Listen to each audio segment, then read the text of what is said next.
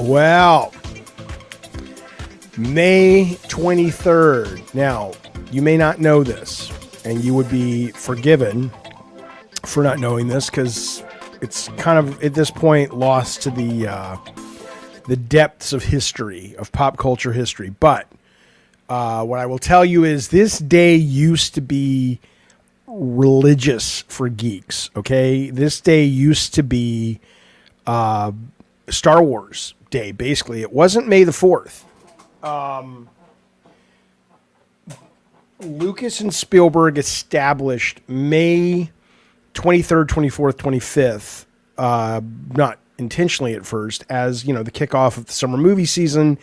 You had Star Wars, Empire, Jedi, you had Temple of Doom. You didn't have Indy. I believe it or not, I know this shit. Raiders came out June 7th, okay? E.T. came out June, but the Raiders movies after the first one, all the Star Wars movies, including Phantom Menace and moving on, even Howard the Duck, Goonies, that was kind of their, you know, you knew the summer was starting. So, May 23rd. So this is the real Star Wars Day that real movie fans celebrate. But the point is, yay, the 23rd.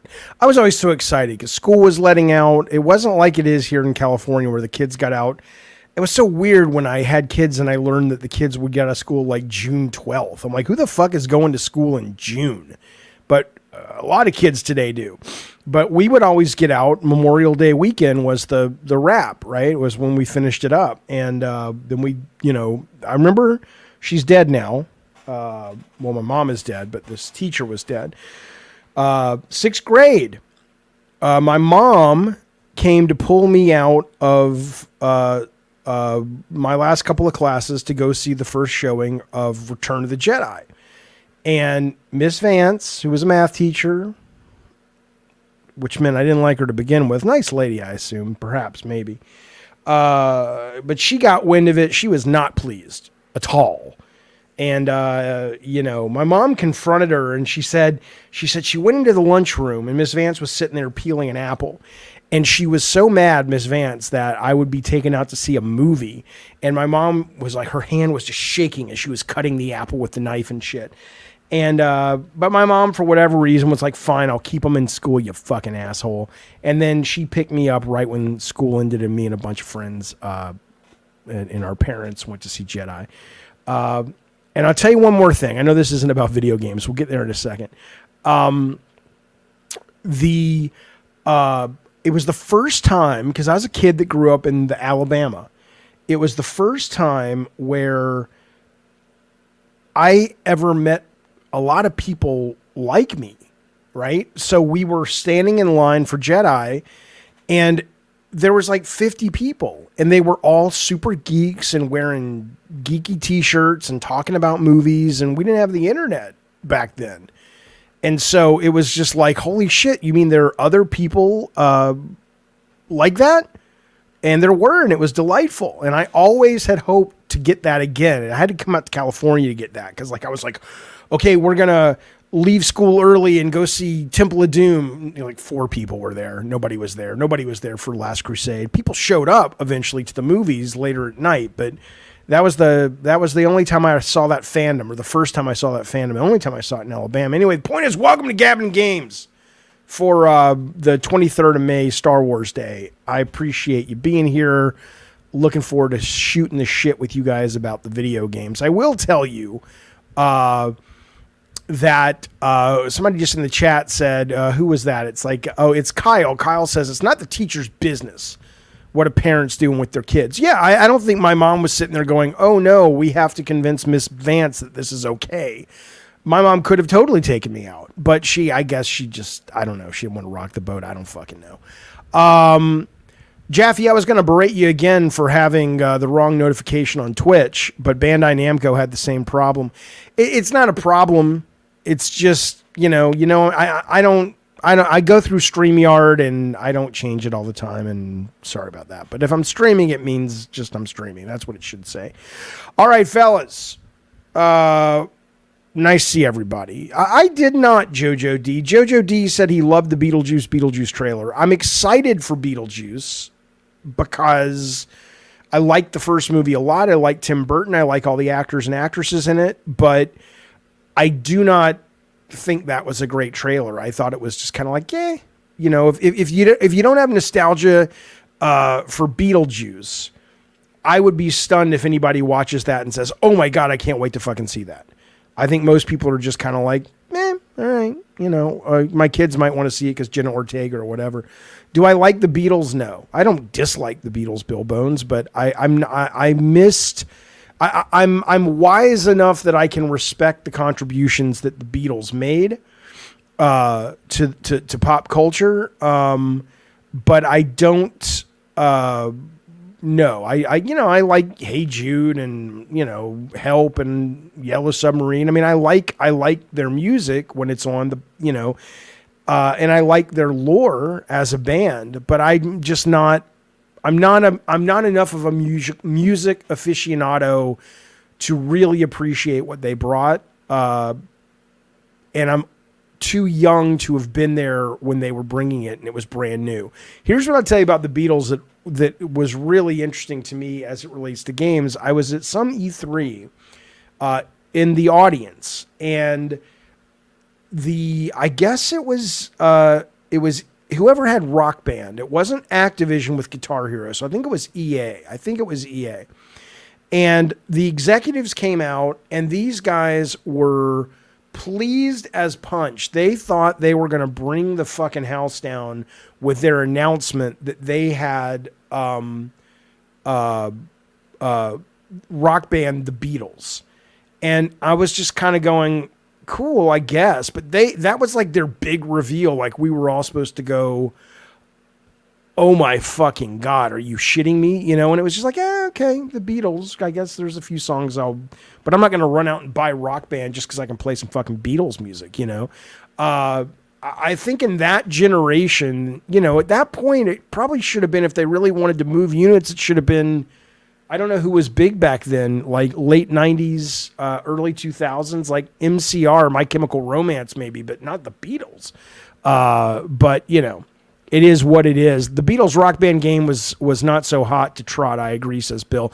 It wasn't even that it wasn't a good or bad game. This was the announcement. And I think most people were just kind of like, okay, whatever. Yeah, Blink 182, maybe they were the hotness. I don't fucking know. Okay. Hey, the Mellow Fellows steps up to the mic and says, Jaffe, make me a member of this here club. And I say, well, you got it, pal. Thank you, Mellow Fellow. I appreciate it. You deserve a song about you. Mellow Fellow walked into a bar and he fell on his face and his nose broke, and a girl said, I get really turned on by guys with broken noses. If you don't fix it, then I'll be your wife.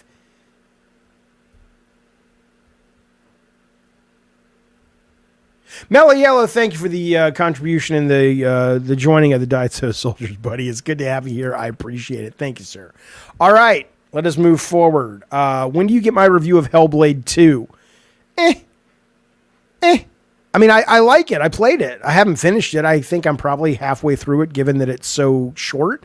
My first blush with it was, I was like, it's really pretentious and obnoxious. But I woke up the day after it dropped, and I was just kind of like, oh, this is pretty good. This is pretty good.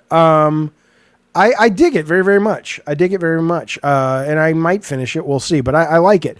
Am I going to play Paper Mario? Yeah, I am, because I never played it when it originally came out, and people are saying it's excellent. And so, you know, there you go. So yes, I will be picking that up. That's out today. If you didn't know, the 1,000-Year Door. Have I done the cave section yet? I don't think so, Wayne B. I've gotten to the part where she's gone through the village. She's captured the guy. She goes into that village by herself. She does the puzzle that opens the gates, and now she steps into that area, and she's kind of forced to follow a path.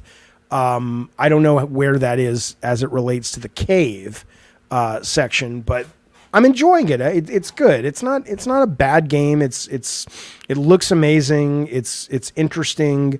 But you know, I'm not like Yeah, I don't agree, Captain Crunch. Captain Crunch, I mean, I maybe you've played it. I don't fucking know. But you're saying the game is terrible. I don't think it's terrible. Johnny Retro says that's still the beginning. So yeah, here's what I'll tell you, man, Johnny Retro. Here's what I'll tell you. I understand I have ADD and I need things to engage me often, but there's just so much fucking content out there that it really has to be special. Like, I don't feel compelled to go back to it. I probably will, but here's what I've been doing. I've gone back to Diablo. I'm playing the shit out of it. I love the new version, the new drop. I'm still playing Call of Duty Modern Warfare 3. I'm still, I went back to Starfield. I've been playing Starfield. I played that last night. I just went back to Dave the Diver today, and I got it on PlayStation because I never finished it on PC. And at first I thought the Godzilla DLC that came out today or this week is exclusive to PlayStation, but it's not. But anyway, so I've started playing that again. But to me, a great game is a game I go back to after I've abandoned it because something else came and excited me. So maybe I'll go back to Hellblade, but right now, what class in Diablo? I think I'm a barbarian at the moment. 1,000-Year Door is good for sure. Its reputation precedes it, says Billy Bones. Helldivers 2 or Hellblade 2 is its own entity, which seems okay, but more cinematic than engaging. Yeah, that's why I may not finish it. I don't feel drawn. But no, Dave the Diver, though, is great. The DLC is out. It goes away November 23rd. So if you're even slightly interested in one of the best games of the last 5 years, I don't know if that date works for you, but it's one of the best games ever. It's one of my top 10 probably.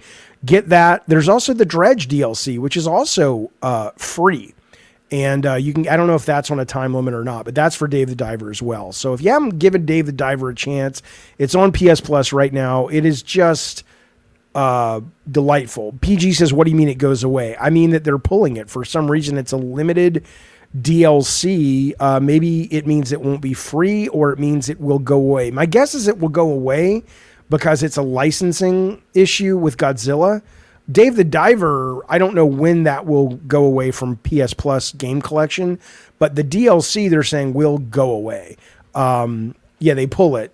Psycho, right, exactly. So anyway, there you go. So, consider giving it a play. It's fucking delightful, fellas. It's excellent. Mellow Fellow says, I was shocked how much walking was in Hellblade. No joke. 3.5 hours of walking and shimmying. Yeah, I mean, that was my first blush with it. And that's why I was not a fan at first. And then I found the run button and I was like, okay, I'm much more interested. If you claim that Godzilla DLC, says Gungun, you can continue to play it. Right. Yeah, right. It goes away, meaning you won't go, you won't be able to go back to the store and pick it up. And my guess is it's a licensing thing with Godzilla. Okay. I wanted to respond to this comment. Let me find it. Do you think Sony shows anything during Summer Game Fest? Sony is on the list. If you look at Keeley's list of companies that will be there, PlayStation is on the list. I don't know what's happening with this PlayStation showcase, right? The rumor was little Jeff Grubb, or should I say big Jeff Grubb, because he's fat. But I am too, so I can make those fat jokes.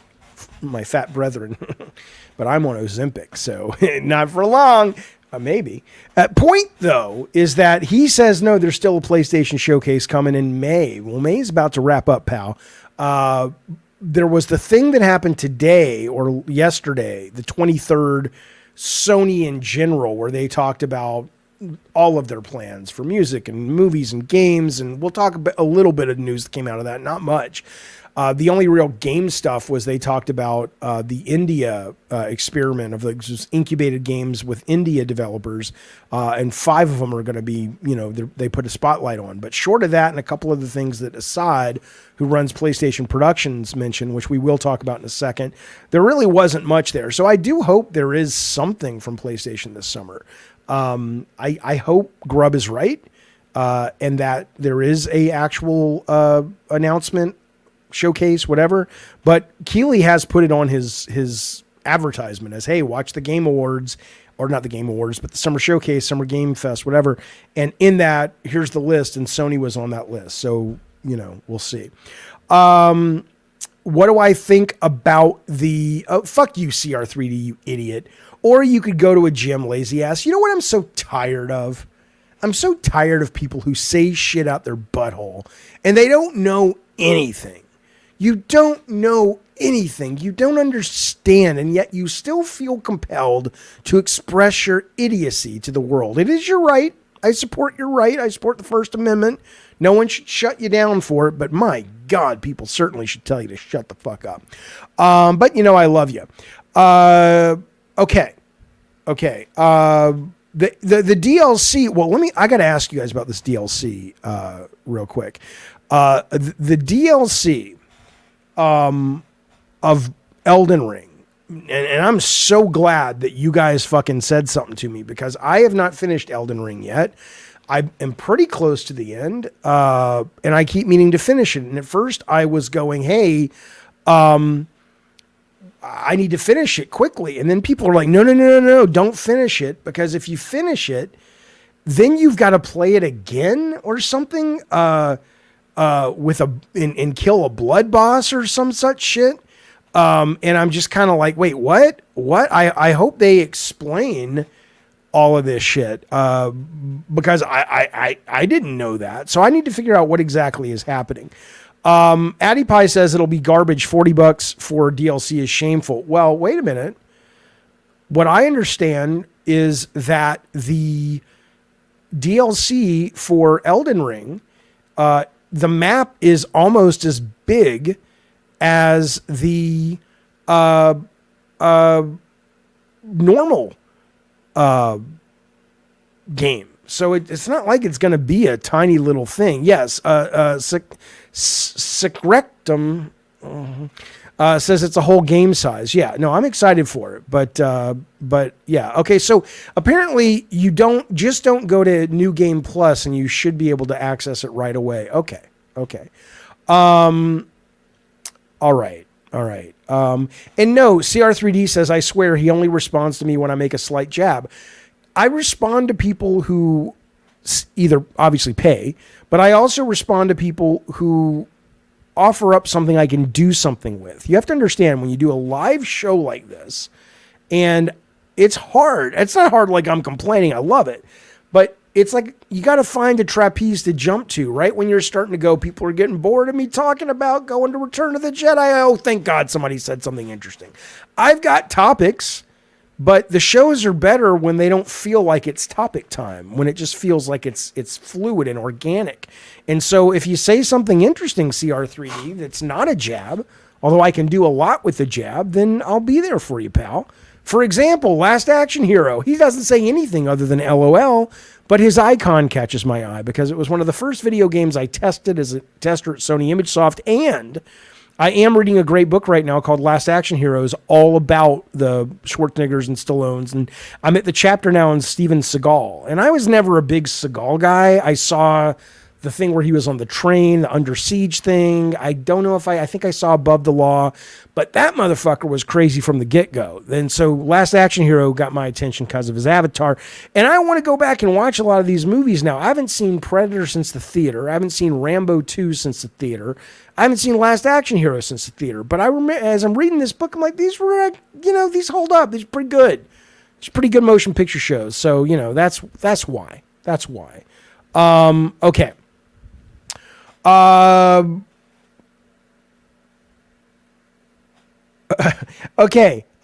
I'm sorry. I was looking at the comments. I appreciate it. Here's a comment that comes from Joseph. He just says, David, ellipses. What? Okay. Let's move forward, shall we? Speaking of content and speaking of topics, let me show you what Sony tweeted out. And this was Sony, by the way. This was not PlayStation. It was Sony. They tweeted this out today. They said, I just thought it was an interesting question. The They said you can replay one of these for the first time, but only one. Which would you choose? And I was curious. Here's what they listed. I have two that I can't decide betwixt.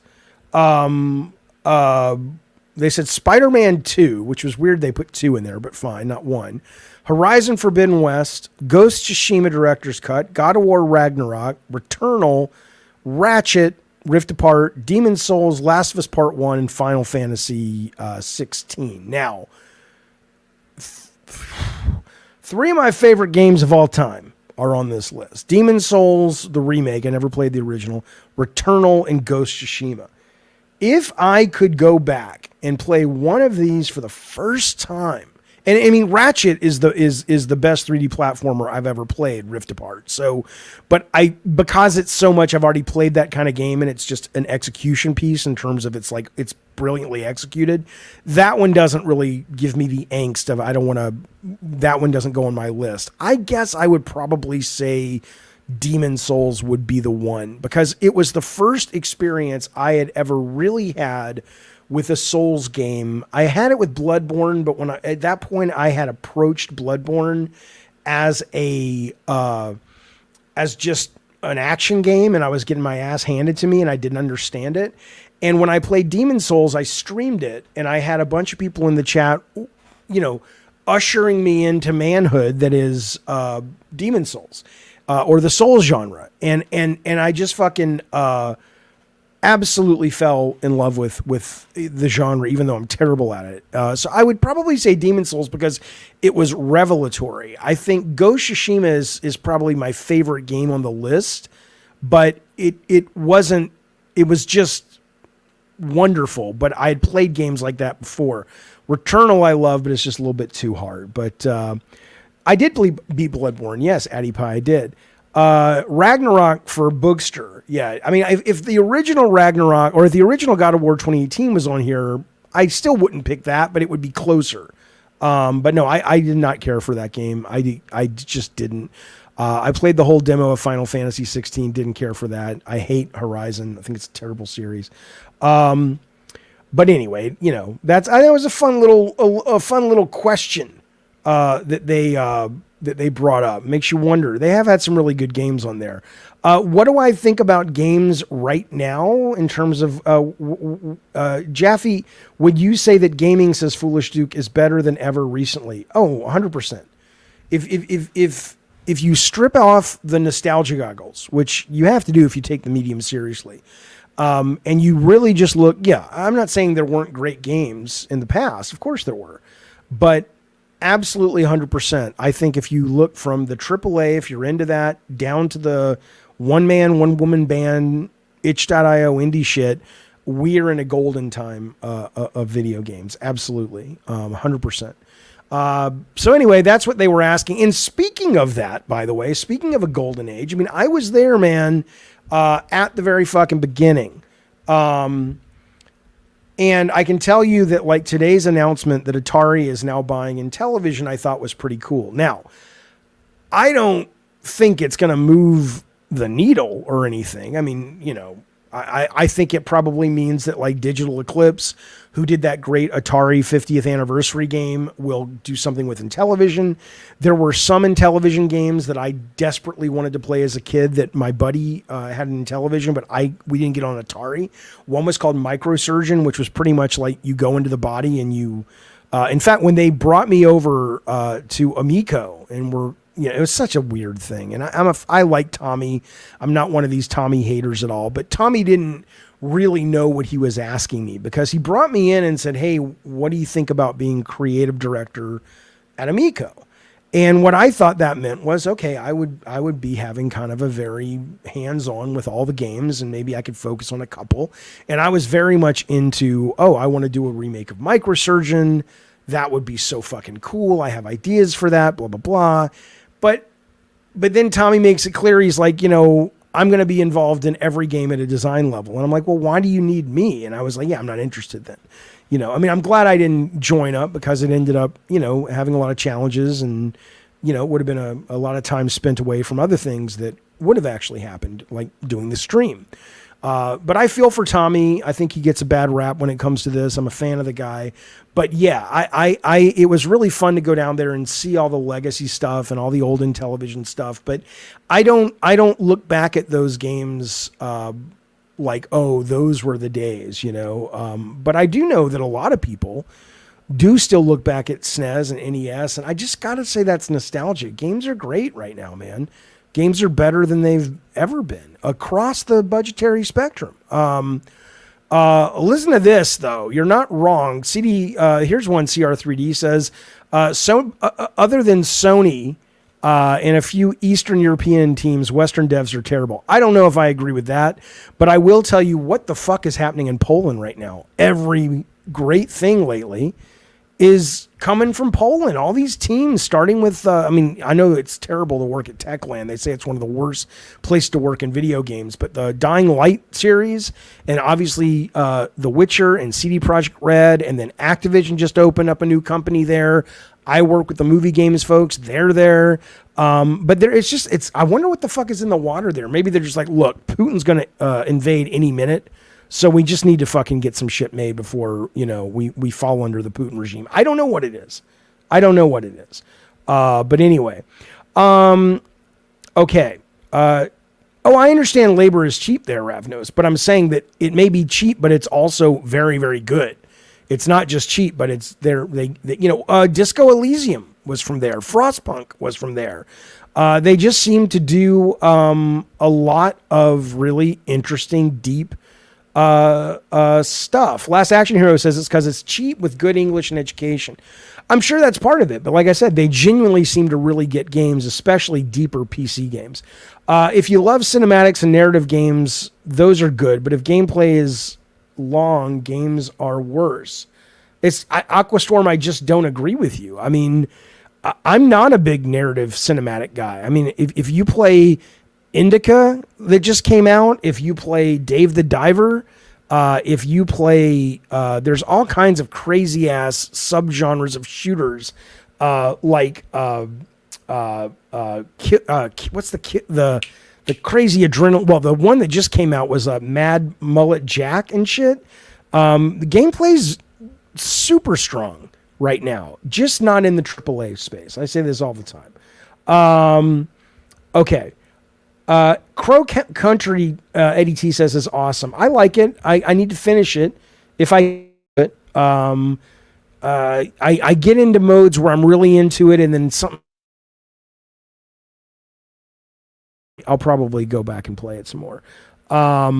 Jack the Diver looks fucking nice. What's Jack the Diver? Dave the Diver's excellent, though. Okay. Let us move forward. Let's listen to what Neil Druckmann has said. Neil Druckmann was doing an interview after I think he was part of that corporate strategy thing. I'm just interested in this quote he gave. Roswell says, my friend was a producer on Returnal. I'm so happy it was such a success. I mean, it really wasn't a success. I mean, it was a critical success, and it's fucking amazing. But tell your friend, by the way, that they should have fucking added some more checkpoints because they fucked themselves. I get the vision. of Returnal. It's supposed to be hard. I get it. But come on, man. That game could have been a fucking classic that would have sold like a classic. But they tripled down on this vision, and it's a neat vision, but it should have been a mode. Give a trophy to the people that give a shit about that stuff. But they really shat the bed on making it too fucking hard, or too fucking punishing is what I would say. Not too fucking hard. Billy Bones says Final Fantasy VII Rebirth is such a different animal. People need to appreciate such a masterpiece, in his opinion. I agree, but we'll get into that. In fact, here this dovetails beautifully. Zing. Because Neil, here's what he says about their new game, not Last of Us. He's a brand new IP they're making. He says, there's a growing appreciation for gaming that transcends all age groups, unlike when I was growing up. The shift is highlighted by our venture into TV with The Last of Us, which I hoped would bridge the gap betwixt gamers and non-gamers. I mean, okay. I don't really understand that quote, but fine. The show's success has spotlighted gaming. illustrating the rich, immersive experiences it offers. Okay. This visibly excites me, not only for our current project, but for the broader potential of gaming to captivate a global audience. That's the quote I'm interested in. I'm eager to see how this new game that they're working on resonates, especially following the success of The Last of Us, as it could redefine mainstream perceptions of gaming. So this is what... Now, I don't know what Neil's plans are. They obviously haven't dropped any specifics, but his goal is now out there. And his goal sounds very similar to the Kojima Xbox horror game, where it's kind of a movie, it's kind of a game. I don't know Captain America, Black Panther gameplay, and I don't think it's what Amy originally was talking about with Tim Schafer at DICE a couple of years back, where she wanted to look at Bandersnatch and stuff and really figure out how more people can get into games. Because there was a study, or the Entertainment Software Association that did E3. They came out with their stats for the year, and the age of gamers now, and it's going to just keep going. They between like 5-year-olds and 90-year-olds play games, and they were saying the average gamer 10 years ago was 29, and now the average gamer is like 34, 35, right? The idea that games can be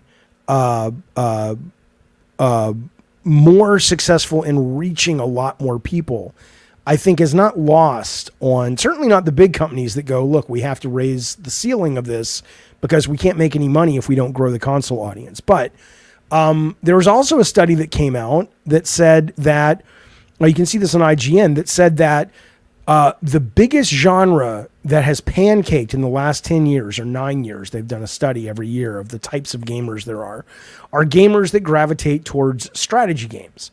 And they were saying it's the attention span, and they were offering theories or suggestions or hypothesize. They were hypothesizing. Does that make those hypotheses or hypothesize? It doesn't matter. They were guessing why this was. And, they don't really know, but what they know is that attention span has come way, way down. So it ain't going to be Naughty Dog making a game that bridges the gap and it's going to be a hardcore game. I don't know if you're ever going to really give somebody a controller and say, go on this adventure, and you have to have agency, and they come home from work at the end of the day and they're willing to do that. Maybe, but I think a lot of people just sort of go, it's too much trouble, I'll just turn on the TV and watch something. But I would love to see that. And that does also, let me go to the chat, but I want to tell you how that all lines up with what Assad, his name, this is not his name, but we called him this because he sounds like a Harry Potter character, Assad Quizzlebatch, but his actual name is, where did it go? Assad Quizzlebash. That is his name, but we said it kind of like, Willow, follow the bones. It doesn't matter. The point is, he's the head of PlayStation Productions. And we're going to get to what he said. Let me go to the chat, see what you guys are yapping about as it relates to Neil Druckmann and his promise that Naughty Dog's new game is going to bridge the divide. They're going to expand the number of people who call themselves gamers, which again, there's a lot of people that call themselves. Here, I'll put up on the screen right now. Check this shit out real quick before I go to the chat. Sorry. Check this shit out. 190 million 5 to 90-year-olds play video games per year. 61%. This is the Entertainment Software Association just put this out. 61% of the U.S. population reports playing games at least 1 hour every week. That is staggering. We have jumped from 29 years old average age, 20 years, sorry, to 36. So 29 years old 20 years ago to 36 years old in 20 years. That's pretty incredible. That's pretty fucking incredible. And it's just going to go up and up and up. And it kind of makes you wonder, why did Atari buy Intellivision? Maybe because people like me who live in this space, the Gen X space, we have fond memories of that shit. So they're like, look, we're not selling, a copy of Microsurgeon or Astro Smash to a bunch of Gen Zers. But these Gen Xers got money and they'll fucking play it on a phone or something. I don't know. Last thing I'll tell you before we get to you guys, why do Americans play games? In fact, let me put the link up. So if you want to call in and you want to share your views on these topics of these United States, you can just click that. And you don't have to put your face on the camera or whatever. It can just be audio, but there you go. It's right there for you. 68% of people play games to pass the time or relax. 67% say they do it to have fun. 37% to keep my brain sharp. And 30% for immersion and escape. For me, I do it for all these reasons except this one. I don't really think about keeping my brain sharp, which is probably obvious to all of you listening to this show. 67% play on mobile, 53% play on PC, 36%, that's lower than I thought it would be, are on console, and 12% are in VR. What's up, Random Moose Brain's been a member for fucking 43 goddamn months. I appreciate that, buddy. Thank you, sir. That's very kind, very courteous, very generous, man. Okay, so let me see what you guys are saying about Neil's statements here. Hang on, let me go over to this screen because it's not so crazy. But seriously, Random, thank you, buddy. I appreciate that. A cinematic third-person action adventure with a sad dad. He's pushing boundaries, says Eddie T. Well, he's not talking about Last of Us. He's talking about his new video game that they're making. I don't even know if he's directing it, but he's making it as the president of Naughty Dog, their new title. I don't know. I mean, look, man, I would want this, right? I was sitting with my ex-wife the other day and we were waiting for the kids to get ready. We were going to go somewhere and she was playing a video game. And I made it clear to her she was playing a video game. And she said, no, I'm not.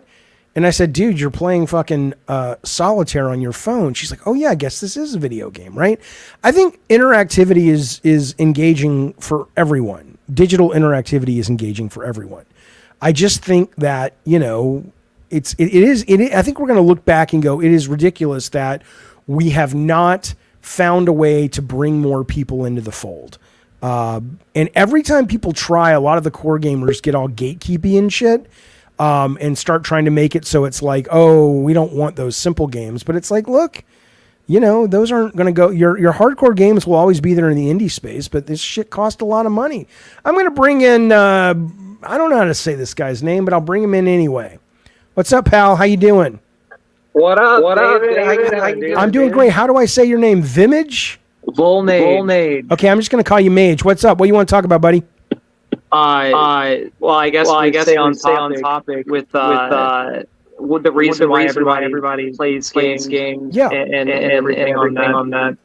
For me, honestly, growing up, I was super lonely. Didn't have anybody to really talk to. So it was like a good escape for me, just to kind of get it all out there. It kind of explored relationships, and honestly, like a little bit sad to say, kind of grew me up in all honesty.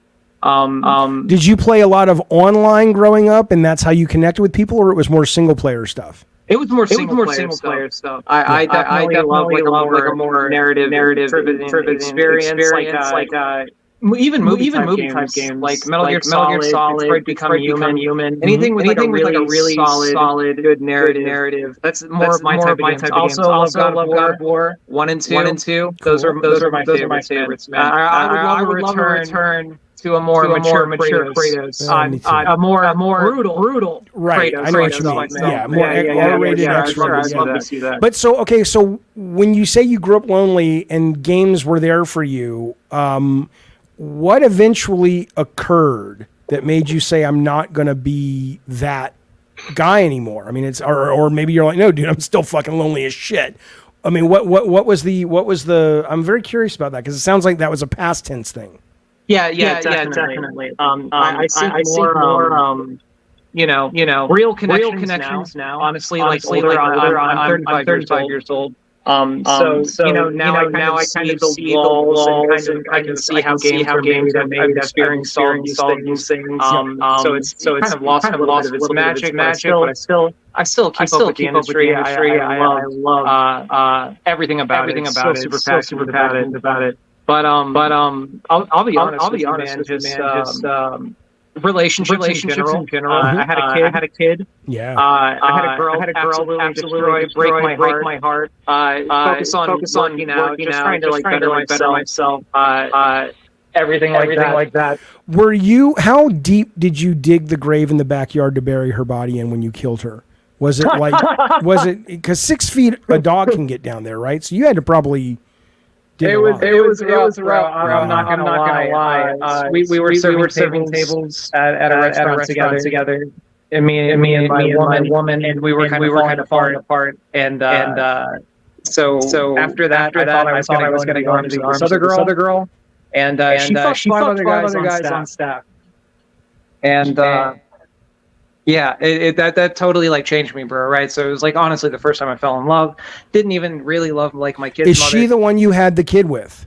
No, that's honestly no, bro. The chick that broke my heart, the one that fucked five other dudes on staff, I was just like, whoa, man, that was crazy to me. Honestly, it was like jarring. It was very, very jarring.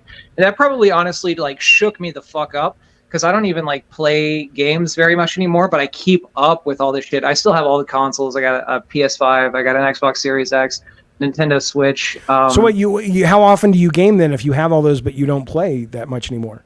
Yeah. These are like Netflix machines to me, right? Wow. Okay. It's that. It's hard, and I'll tell you why, David. I hate the way the industry is proceeding now. One of the most recent examples that I can give you is that I was addicted to Hearthstone, man, and this shit like tore up my fucking life, bro. Yeah, it's a great game, or it was a great game. I haven't played it in a while. It is good. It is very, very good. I will absolutely give it that. But it's so addictive. You know what I'm saying? They have all these hooks and to keep you coming back. Go. And I just feel like it's so unhealthy to be spending all that time. I feel like it's so unhealthy to be spending all that time inside of a product, right? Hundreds, hours, 1,000 hours. Even in like Final Fantasy 14, I know a lot of people love that.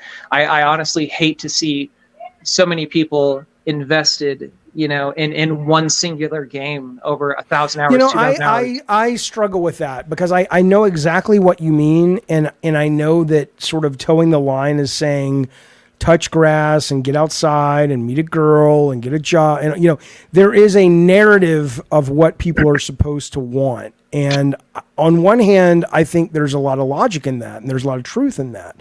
And on the other hand, I think a lot of that is sort of the 1% trying to sort of keep everybody in line to make money for them. And, it's kind of like when people are like, oh, drugs are bad. I'm like, motherfucker, drugs give you an escape from the hell that is pure unfettered capitalism. Of course they're bad.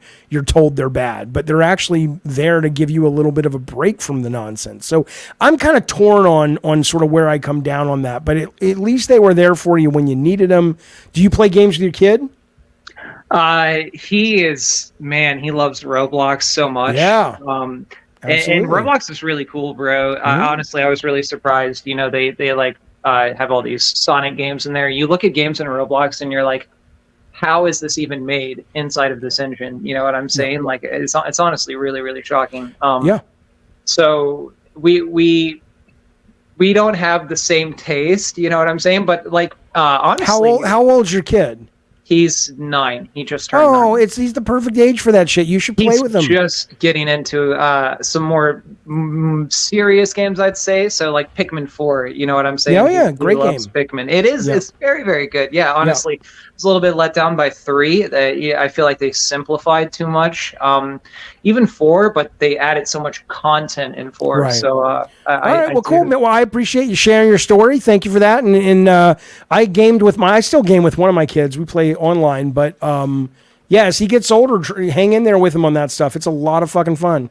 Call Sony, tell them to stop fucking up God of War, bro. I love you, man. I love you right back, but I can't look. They'll stop it when people stop buying it. But my theory is, I always have these theories. I have nothing to back it up with, but I didn't like Ragnarok all that much, and my theory is that game might twist them a little bit to go, maybe we went a little too far. We'll find out soon enough. All right, man. Talk to you later. Thank you for the call, buddy. Scott Crawford, my nephew from the Birmingham, says, what are we thinking about the new college football? I can't wait for it. I'm excited. It's how long has it been since there's been a college football video game? It's the only chance Auburn has to actually win a game. So, when is it? It's coming out in July, I think, and then a couple months later is Madden, but I don't give a Madden has gotten better for me because they've added enough little switches and blips and blobs that I can relatively easily make it. It's never going to be NFL Blitz, but it's still simple and fun.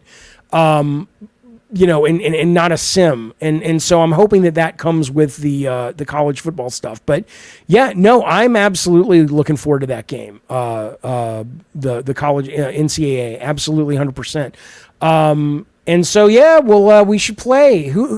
Now I know. Let's see. I'm not going to name names, but I know somebody's about to go off to Alabama. Roll Tide, Alabama. Ugh. I think you're still Auburn, though, right? So, and Daniel's in the chat, my other nephew. Fuck everybody else. Let's have a little family reunion. Come on.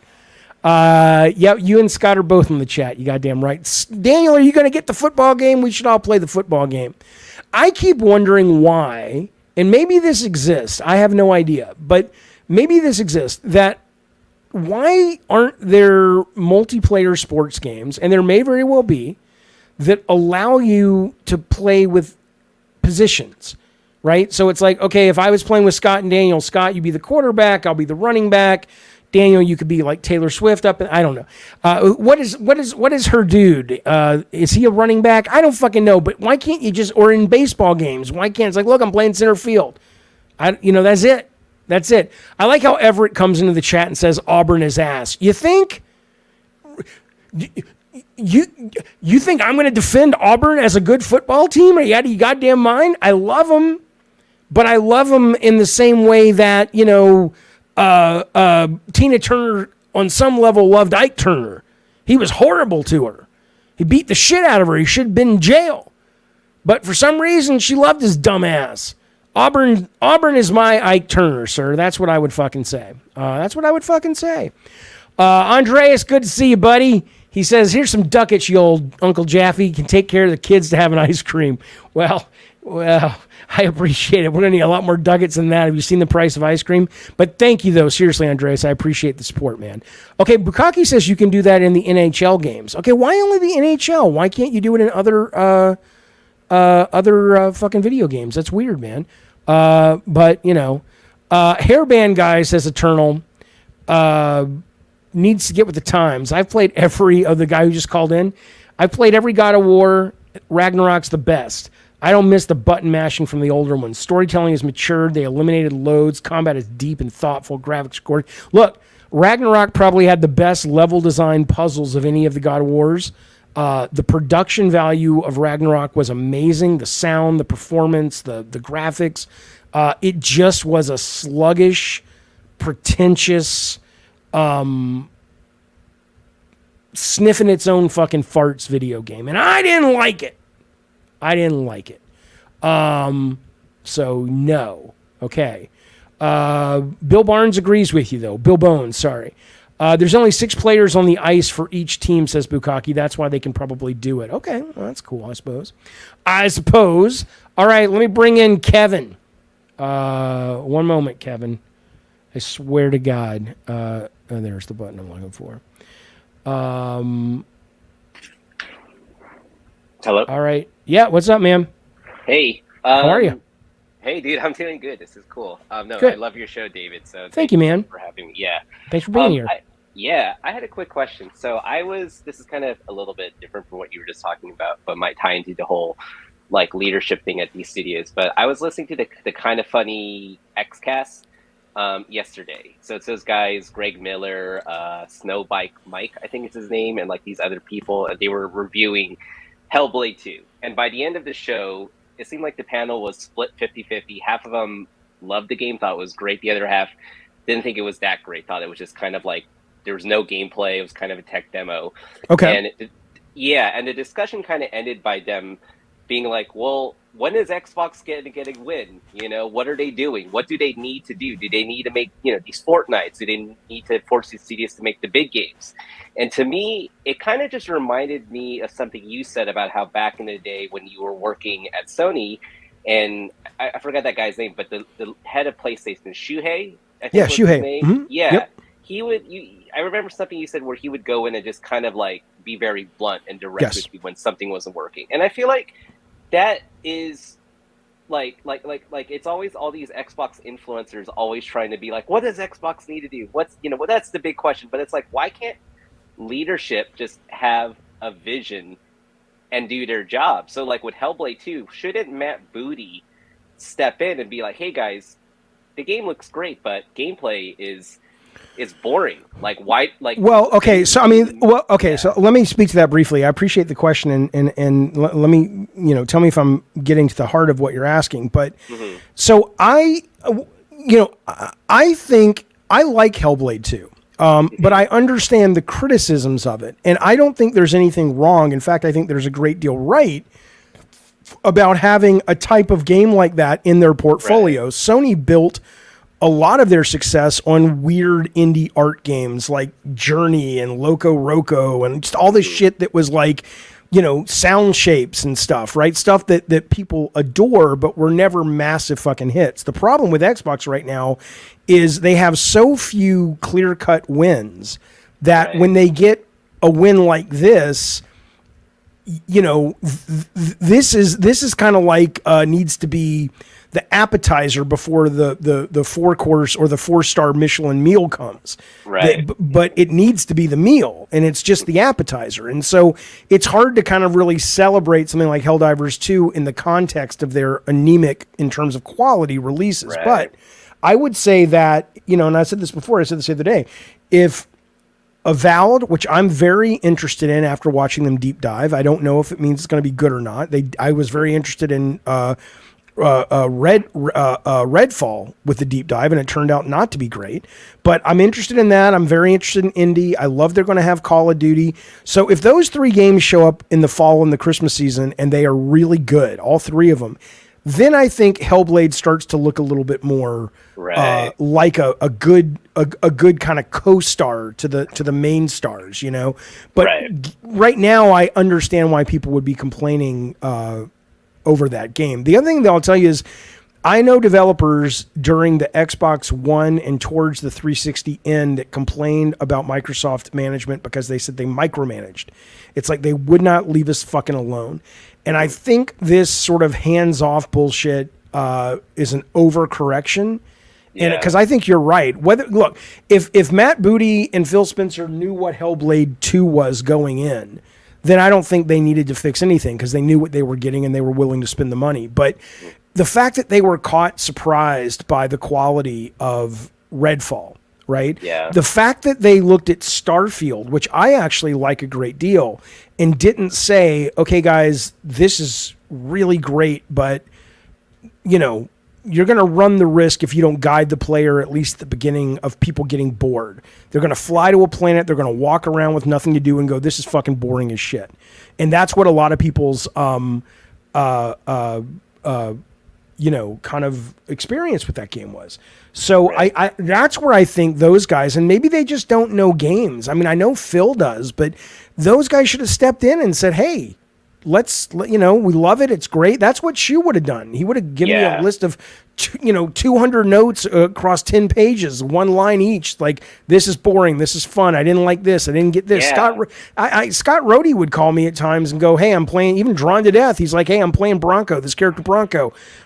This mechanic and this mechanic are really cool, but I don't know how to use them to, they were in the fucking trenches, man. Exactly. So I don't know. I'm not entirely sure why that kind of on high directive is not coming from the people that fundamentally need the success the most, which is the Xbox team. But it is what it is. And a couple of things to your point too, because I'm playing Hellblade 2. It's getting a little bit better, but compared to Hellblade 1 felt more like a full game to me, and also the combat is actually a little simpler in Hellblade 2. So maybe that's the developer's aim.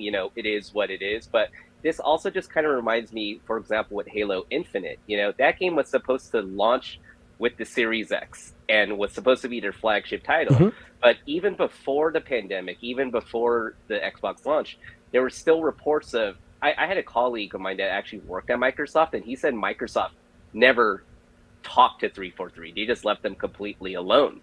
And it's kind of like... It's ridiculous. Why would you do that? If you're launching your new console with just one title, why aren't you quality controlling the shit out of it? And I think that's the problem with Microsoft is, like Sony, they have a vision. You can see it in the third person, whether you think that template is getting old or not. They have a vision. Yeah, yes. And they will cancel shit, or they will their producers are in, this is in the DNA. Like, I don't know if you saw the show the other day when Chan Park was on, but he was talking about how he was the Sony designer producer for Shaolin Monks with Paradox that eventually became Mortal Kombat Shaolin Monks. And what that meant for us was that he was playing it. He was going over to the developer. Right, he was in the trenches with those guys, contributing and going, hey, this is what Sony needs from this. And I don't know, man. I don't know why Microsoft doesn't do it. They have dropped the ball so many fucking times. Even I look back to the game from Bloober Team, the Medium, which I know was not a first party or even a second party game, but it was an important game for those guys because it was exclusively on Xbox for like 12 months. Yeah. And I was just always kind of going, why in the fuck did they not send somebody out there and go, dude, we want to help you guys with this? Maybe they just don't know how to do it. I don't know. Anyway, Kevin, thank you, buddy. I appreciate the call in the chat. Thanks, bud. Love your show. Thanks, man.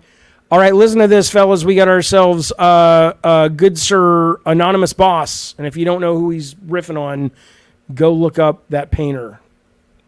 I don't know if he disturbs me as much as, is it Monk, Edwin Monk, who did the Scream? That painting scares the shit out of me. He says, Jaffe, I hope you're doing good. I am, sir. Take this $20 and have fun. Oh, and tell Bukkake to take his fat ass loss from the last stream. Stop masturbating, Bukkake, like Jaffe said. You goddamn right, boss. Well, the thing with Bukkake you have to understand is he's a little bit racist, and he's also so close to death's door because he treats his body like a goddamn crack house, that we try to be nice to him. But you're not wrong. You're not wrong, Anonymous. And I appreciate the super chat and the support, buddy. Thank you, bud. All right. Kiltron says, I'm in the middle of Hellblade 2. Not sure about it yet. I'll get in more to it tonight. Yeah, I don't know where I am. These guys are telling me that I am just at the beginning. But here's what I'll tell you. If I'm just at the beginning of Hellblade 2, and I've gotten to the part, like I said, where I've done the puzzle and it's opened up the bridge, and I'm in there and the bridge is collapsed behind me and I can only go one way, I feel like I get it. I feel like I get it. If you're saying there's just more and more and more, I'm like, oh God. Like that's where I get bored of games. I kind of just feel like, okay, I get what this is about. And it's very rare the story is good enough to keep me compelled. But the gameplay sometimes can be. Unicorn Overlord, I'm still playing. I listed those earlier when I'm still playing. So, Hellblade 2 does get better, says Kevin, when you get in the caves with the torches. People hated that part, but I started to like the game more. I'll probably spend a little bit more time with it, just to see. Never forget Hellblade. Came back to Dave the Diver, complete Chap 5, and get to Godzilla. Oh, no, I know. Yeah, forget Hell. Yeah, I did come back to Dave the Diver. Awesome. I started playing it again today because I want to get to the 5th night, which is where the Godzilla content is. And I never finished it to begin with. So, you know. All right, fellas, if you want to call in and make your opinion known, if you have questions, if you have things to debate, to discuss, here's the link. You can be on camera. You don't have to be on camera. In the meantime, we're moving on to new topics because that is how we do it here. So this is what Assad Quizzlebotch, I know that's not his name. It's Assad Quizzlebash. Nice guy, great guy, runs PlayStation Studios, the movie guys, right? He comes along and he says at this creative entertainment vision thing that Sony did on Thursday, the corporate strategy thing, he says, look, in terms of gaming's future, there's a quote, I envision games becoming more personalized due to advances in technology and AI, enabling customized experiences for each player. He goes on to talk about, he says, tech advances will enhance emotional depth, allowing characters to be much more emotive and expressive. There's going to be a whole generation of creators to be able to create so much more emotion. He gets into AI. He says, PS gaming brands, he says, AI will enable the creation of more personalized experiences and meaningful stories. For instance, NPCs in games could interact with players based on their actions, making it feel more personal.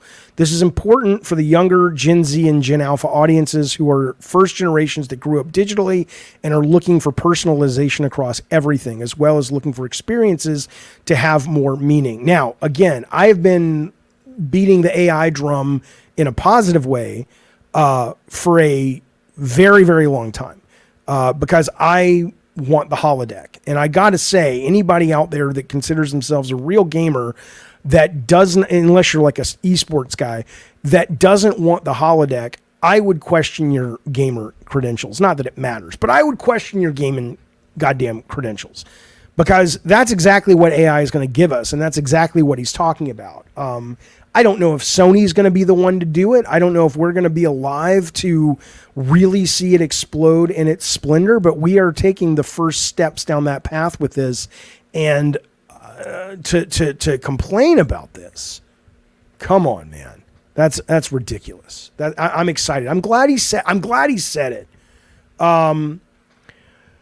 Calpy, thank you, buddy. He says he's been a member for 16 months. He says, what do you think Sony, Microsoft, Nintendo can learn from each other in your opinion? Well, I think from this generation, I think what Sony could learn from Nintendo is that, and from Helldivers too, is that really they are in an interactive medium first and foremost. And stop talking about you guys being storytellers, and stop talking about you guys,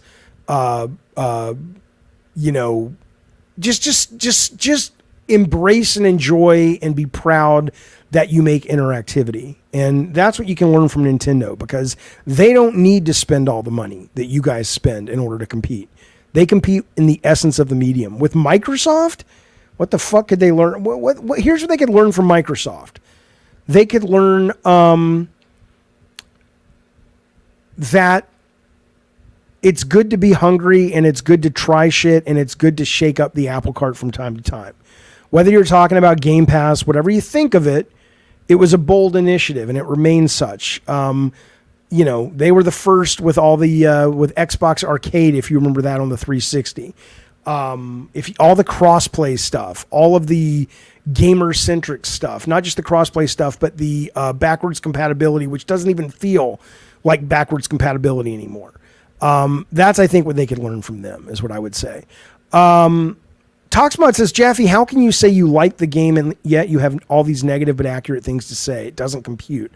I don't know what game you're talking about. I think you're talking about Starfield, but because I'm a goddamn grown-ass man with an IQ that's higher than, the temperature it takes water to freeze at, I would suppose.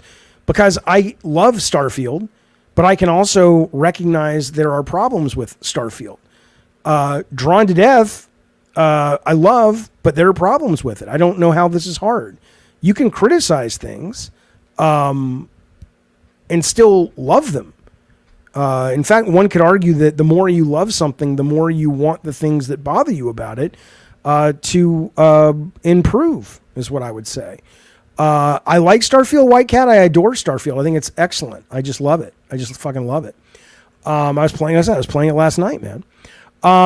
Eddie Torres said something a minute ago. I wish I could click on somebody's name and just see all that they've written. He says I've been playing X Defiant, that we'll talk about in a second. It's pretty good. I do agree with you on that, Eddie T, and I want to talk about that in a minute, though, as it relates to a couple of things that we've been talking about recently, in terms of skill-based matchmaking and whatnot. Is there any info on what each company makes versus what the budgets are? I assume Nintendo makes more on sales. Nintendo's games don't cost as much to make. I don't think Xbox's games cost as much to make, but certainly Nintendo games, if they're going to go out and make... In fact, I don't remember what the number was, but Tears of the Kingdom, the Zelda game, we did get a number or a guesstimate from some seemingly educated source on it, and it was a lot, but it wasn't a $200 million thing. It was like, I want to say it was like 80 million or something. And I know things are less expensive when it comes to stuff like that in Japan, but still. Okay. Welcome to Wherever You Are says Naughty Dog are woke agenda pandering DEI agents. So what? What do you care? Don't play their games, man. Just don't play their shit. Twisted Sith. It's Jaffe. What's going on, man? Not much, clearly. Hey. What's Can up? you hear me? I can hear you. So I just was curious what your take on this is about Hellblade. Is that I've struggled with mental health my whole life, blah, blah, blah. But when I was playing that game, it's like the kind of, it's like a schizophrenia simulator. It's just insanely scary to me. And this is the first one. I won't even touch the second one. I loved it so much, the visuals and the gameplay. It was simple enough, but it was beautiful to look at, and I liked it. But it was just it was the wrong kind of scary for me. It's like that movie Hereditary. That movie fucked me up for like 6 months, man. That kind of mental health stuff, that kind of supernatural stuff, and like hearing the voices and stuff. It was just, I struggle with that kind of shit in real life, and I didn't want it in my fantasy virtual life. And so I had to say, I'm just curious your thoughts on all that. Well, I think it's great that they are able to, make games at such an expensive level that do deal, with certain things like that a lot of people struggle with mental health, and it shouldn't be a shameful thing. And so I'm glad that games like that or games like Indica bring that to the fore. As to how that particular game pulled it off, I mean, I don't have multiple personality disorder. I don't have schizophrenia, as far as I know. And in that, to me, what I found interesting about Hellblade 2 was that all of the voices were super fucking annoying, because I was like, would you people shut the fuck up? And on one end, I was annoyed. On the other end, I appreciated sort of well, you think that's bad. Try actually having your life go through your day almost 24/7, and you can't shut the fucking voices up in your fucking head. I don't know if that is the particular mental malady that they were trying to replicate, but I think there was something really interesting about that. And so I appreciate that they did it. Kind of like in the chat, Shinobi says Hellblade does a good job showing everyone what psychosis is really like for people who deal with it, but you might not like it. Right. I think that's a bold move. I don't know if I necessarily want to spend, a lot of time. Ultimately, what the voices did for me in that game, and that's one of the reasons I wanted to quit in the first hour, because I'm like, oh my God, these women won't shut up. It's like, she's going to do this, she's going to do that, she's going to do this, she's going to do that. I'm like, shut the fuck up. But eventually they just kind of became white noise for the most part. And so then I could settle into the game. But I love that games can be about that. And it's certainly not the first game to deal with mental issues. And I don't think it will or should be the last. I know a lot of people, friends and family, that struggle with depression, and it is a nightmare of a bear. And the idea of, making more people through this medium aware of it, I think is a great thing. Fuck you, PG. He says these women won't shut up. Needs to be a soundbite. Yeah, it's fine. Cause it's mostly women. And then it's the other guy who's like, the cliche, like, child, you will die. I'm like, oh, Jesus fucking Christ. Like a low rent emperor from Jedi. Anyway. All right, Sith, be well. How's your mental health now? You taking meds? You seeing a doctor? What's going on? Yeah, I'm doing good now. Can I ask you one more question? Yeah, sure. Why not? What is the bad scary for you? Like, what's your version of that in a video game or a movie? That's kind of like, well, I'm glad that I have started smoking pot, and in that, movies when I'm high get scarier, which is great because I rarely get scared anymore. But I will tell you that real fear to me is like, there's fun fear. But if you're talking about a genuine disturbing experience on film, I mean, it's really fucking rare. Like sometimes, believe it or not, I'm not fucking with you. I will go to bed sometimes at night and I will tell my brain, I'm like, look, I want you to just show me something horrific.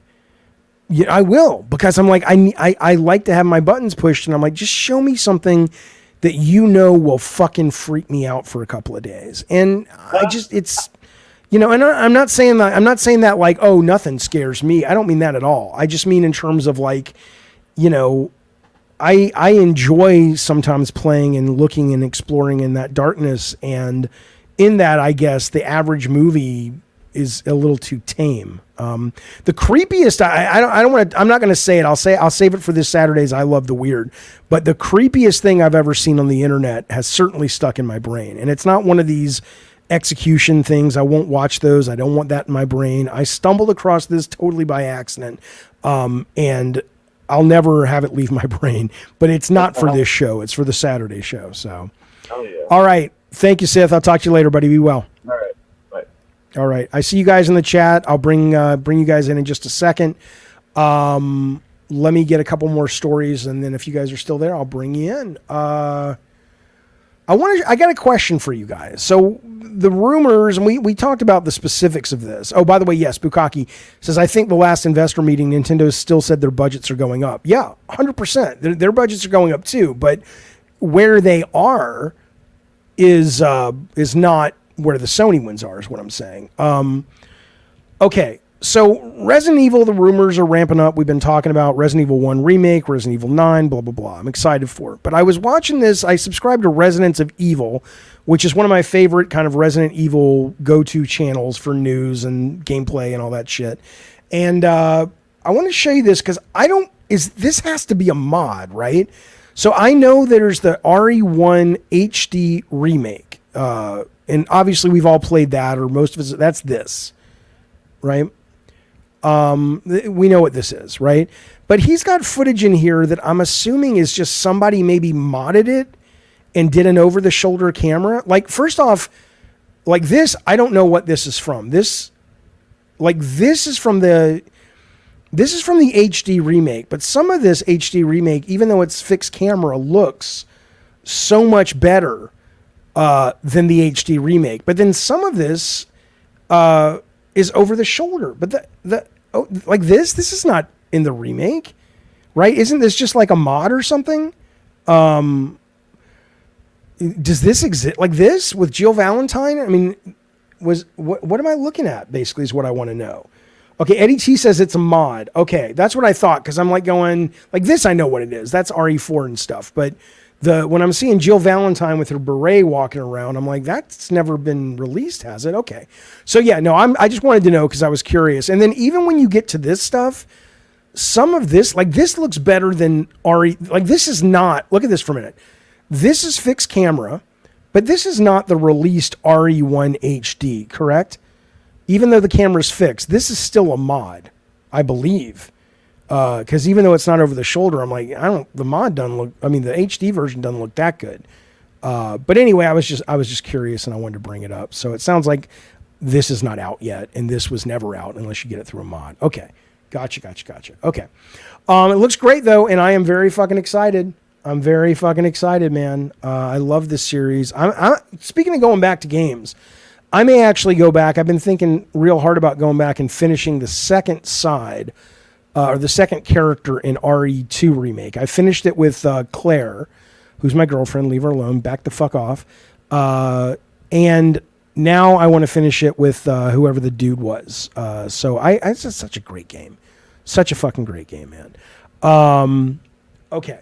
What else we got on the list? Let's talk about Mad Max for a minute. So I'm going to play this 1 minute clip. This is George Miller, wonderful director, all the Mad Max movies, as well as Babe Pig in the City. He was doing the Justice League movie. He worked with Corey Barlog worked with him for a long time on Justice League and Mad Max, the game. They were asking him about making a game based on Mad Max. This is what he said. I took issue, but turns out the developer took issue at Avalanche as well. Listen to this.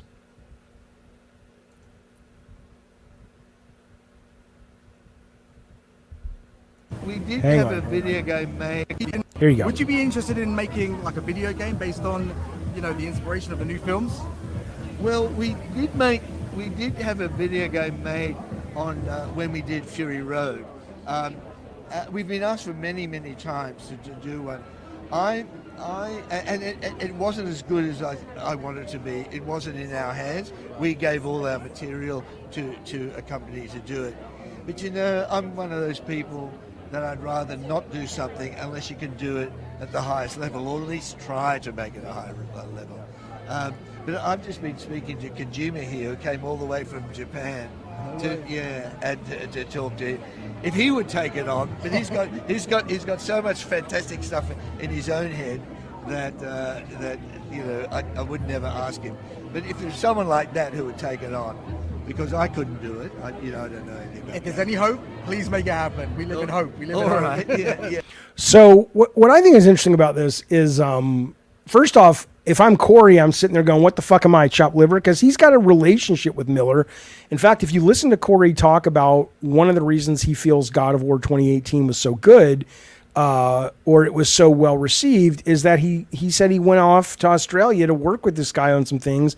And Miller really taught him a lot of stuff about storytelling and character and all kinds of things that he didn't know until he was able to sort of study with this guy. And so it's kind of, Corey hasn't said anything. I mean, I don't talk to Corey barely at all anymore, but I'm surprised that if I'm Corey going, whoa, what the fuck, motherfucker, I wouldn't want to see Kojima do a Mad Max game, but it is what it is. But that said, one of the leads of the game from 2015, and I haven't played it, by the way. I own it. I hear it's great. A lot of people love it. It was not very successful. Somebody in the chat was saying it came out on the same day as Metal Gear 5, so it kind of didn't stand a chance in terms of the marketing. But everyone I've talked to about it says that it's really fucking great. And the Avalanche guy was like going, okay, look, motherfuckers, do you want, he didn't say it quite like this, but it was close enough. He was like, do you want me to fucking peel back the floorboards and tell you guys what was up with that game? It sounds like it was they were taking direction from these guys and they didn't know what they wanted. And at first they wanted it to be linear and they made it linear, and then they wanted it open world. And it's just, given given at least according to this developer, the limits that they were under and the stress they were under to make it, and the fact that they kind of walked out from that crucible with a game that is much loved by many, many people. I think it's a bad look to kind of throw these fuckers under the bus a little bit. Who gives a shit? I mean, nobody cares. George Miller doesn't care, and these guys are still making great games and stuff. I'm just saying it's kind of a low blow, but so what? Low blows exist. It happens. It's not like I'm going to, lose my shit. I'm still going to see this movie, when it comes to streaming in a couple of months. Zing, because it will. It will. Avalanche is supposed to be making Contraband for Microsoft. Yeah, that's a good point, Kevin. The Avalanche developer Mad Max. Where is that? When the fuck are we going to go? When are we going to see Contraband? Maybe we'll see it in June. That's a great question, actually, because I totally forgotten about that game. I liked it, but man, who's paying $70 for a game that isn't unique, says Bill Bones. Well, it wasn't $70 back then. It was probably $50 or $59, but I got it for $5 from Steam. So he didn't need to do that, says Eternal to Avalanche, to express interest in a new Mad Max game, though. Yeah, he's probably riding high from all the success and just talking. I don't fucking know. Anyway. But yeah, no, this will be streaming soon. I'll catch it then. I saw Fury Road on TV. I didn't need to see it in the theater. Bukaki says it's not like you can just go back and do reshoots like on a movie, probably something lost in translation. What do you mean? You mean the game, or you mean this interview? He's speaking English, but I don't know. I didn't think it was nice, but who gives a shit? I've done things that aren't nice. I try to be nice, though. I don't know. Doesn't matter. The point is, let's move on to the next story, and then I'm going to bring in a couple callers. 1 second. All right, we got... we talked about the Intellivision deal already. We talked about Dave the Diver. Don't forget. I want to talk about... Well, let me get these calls first, and then I'm going to get to this when game designers fuck up video games and why. Film Gamer X, thank you, buddy. He says, Jaffe, did you see Indica's getting a physical release? I did see that. Also, check out the trailer for Long Legs if you want a good-looking horror film. Oh, okay, I will. Alexa, remind me tonight at 10 p.m. to look at Long Legs. Is that like the Spider movie or what? But yeah, I did see Indica's getting a physical release. So all you collectors, go fucking get it. But it's a great game. It's absolutely great. Bukaki, going back to his statement, says, if you're a movie guy and you're consulting on a game, you may not know the work that goes into changing the direction. Oh, well, yeah, but you could communicate it and say, hey, George, no, fuck you. But yeah, you're right. That's a good point. Believe it or not. Coming from Bukaki. Have you heard anything about the Last Night indie game coming out on Xbox? Oh, you mean the like pixel 2D, 2.5D cyberpunk thing. I know it's still in development. I actually spoke with the developer about a year ago, and I was like, hey, come on the show. I want to talk about your game. It looks awesome. And he's like, I'm, head down in development. I definitely want to talk about it, but I don't want to talk about it until we're a lot closer. So maybe we'll get, Tim Sort's his name. Maybe we'll get some news pretty soon. All right, our good buddy Suckru is calling back in. What's up, pal? What do you want to talk about? Oh, yeah. It's not a good day. My daughter has been unable to sleep all night. Why? Some stomach bug, and she has been throwing up. Oh, well. Easy. She's getting better. Oh, good. Okay, well, I'm glad she's feeling better. I'm glad it sounds just like a normal kid sickness, nothing serious. Yeah, we were like a little bit concerned, and at 4 a.m. I was thinking, shall I go to the emergency room? Yeah, I've been there. And we have sometimes, and sometimes we let it pass. The worst experience I ever had, people say, Jaffe, wasn't Toy Story 3 the best? And I go, I don't know. Because my oldest kid was there, and we were worried she had, what's the thing you can have in your, is it like your appendix can burst or something, an appendicitis? Because her symptoms were kind of, and we're like, maybe I need to take her to the ER. But it's like, no, it's not that. And, so I'm sitting there the whole time just looking at her going, the minute she shows a symptom of that beyond what she's already shown. So I don't even know what the movie was about. The point is, what do you want to talk about, man? How's it going? So I was going to talk about AI. Yeah. That's my forte. But I want to give like a small comment on the last topic you talked about, the game expectations. Yes. Because it looks like there is a disconnect between what I would call like accuracy and precision. In other words, doing the right thing versus doing the thing that you're doing right. So if the expectation was for an open world game, but you do a linear game and do it perfectly, is that a good game? And that conversation also concerns like Hellblade 2 as well.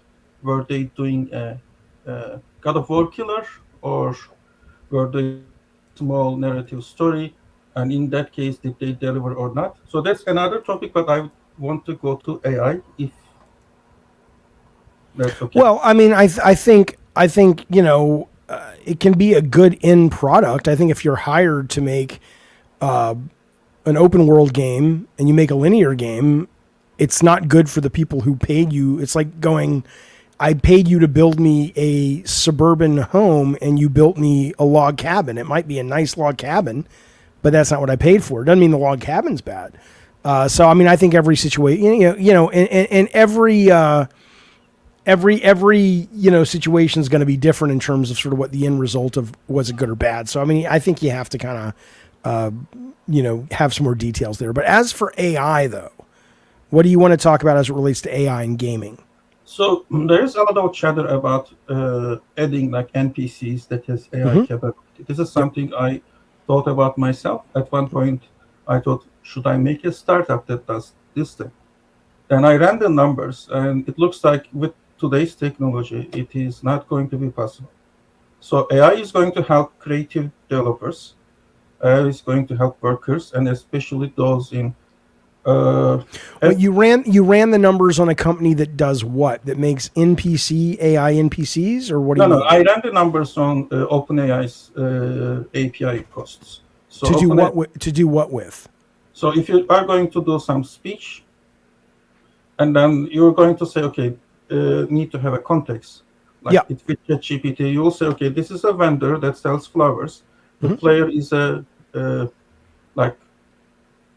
got it. Yeah. So you can't, right now you can go online and play in the Matrix from Unreal, and you can use Open AI and do ChatGPT, but there's no real guardrails. They'll talk about anything that's out of context. So yeah, you need to be able to go in and say, this is a flower vendor and she only knows this much, and she knows this about you. She doesn't know this about the world.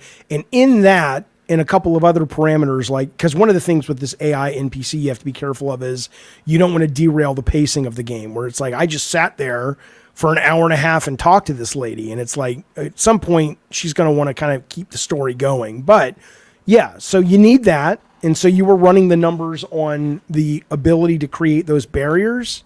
So you have to have a large context, and then Yes. charge you by number of words, essentially, something that translates into words, and then your conversation will cost something like $50, and they are more or less selling 50 cents, per conversation with the NPC, and they are more or less selling this at cost because they are trying to build like some business there. So if your game is going to cost 50 cents for each interaction, it won't be sustainable. And if you want to do my guess is they're going to license it like the Unreal Engine. It's not going to be, you're not going to, because Ubisoft is doing it, Nvidia's doing it. I don't know if they're going through OpenAI with it, but I don't imagine that they're going to be charging by the conversation. I think it's probably going to be more of a, we'll pay you this and then a percentage of this. But there's no way in the world they could be making games where the budgets are totally dependent on how many times people approach an NPC. Yeah, and then it comes back to, okay, can I do this on my machine because I have a very good GPU? Right. But then the model is going to ask you, I need only 7 gigabytes of VRAM. And if you're asking 7 gigabytes of VRAM on a console that is only 16 gigabytes, it's not going to be feasible. So that's the concern. Like in this generation, and probably the next one, we'll only see very limited use of AI in real time. But offline usage by the creators, okay, as a creator, I want to design a new level. Let's say. Okay, but hang on though. So are you saying companies like Ubisoft and Nvidia, and there's like 2 or 3 big publishers that are talking about using this for NPCs? Are you saying that they're not really telling the truth, that it's not, they're way away from being able to do that because of the finances? Well, it depends. Like if I take my phone and I can run a language model on it, today it's possible to use something called BERT, which is a precursor to GPT. It can do very simple things. You can ask, this is a recipe and what is the amount of flour? And it will tell, okay, 2 cups. But that is more or less what it can do. Well, wait, but that's not, what about what you just saw coming this week from Google AI and from ChatGPT 4.0? That's not just 2 cups. You're able to have full-on conversations with these things. At least they seem like full-on conversations. Is it local or is it running on the cloud? It's running on the cloud. It's not. Yeah. They are going to charge you $20 per month for the subscription. I have that subscription, and if I use too much, they say, "Oh, you have run out of your quota. Wait 3 more hours before you can do anything else," because it literally costs them $20 to run this in the cloud. It's not cheap, at least with today's technology.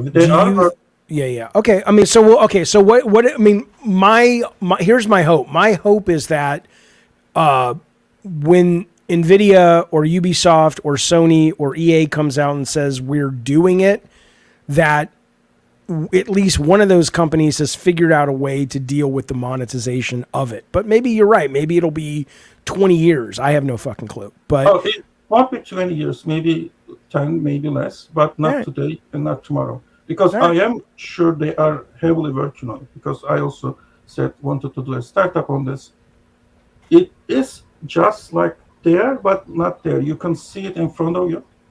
Yeah. That's right. It's close. That's right. It's very close, but not there today. But if that happens, they can start with like very dumb AIs with NPCs. Instead of saying, "Oh, good morning," and "good morning," you can say, "Okay, let this kid say something that will cheer the player," and then it will randomly say, "Okay, it's a nice day today," or "You want to go fishing." And those random conversations become more nuanced, but it will be very limited, at least in the initial phases.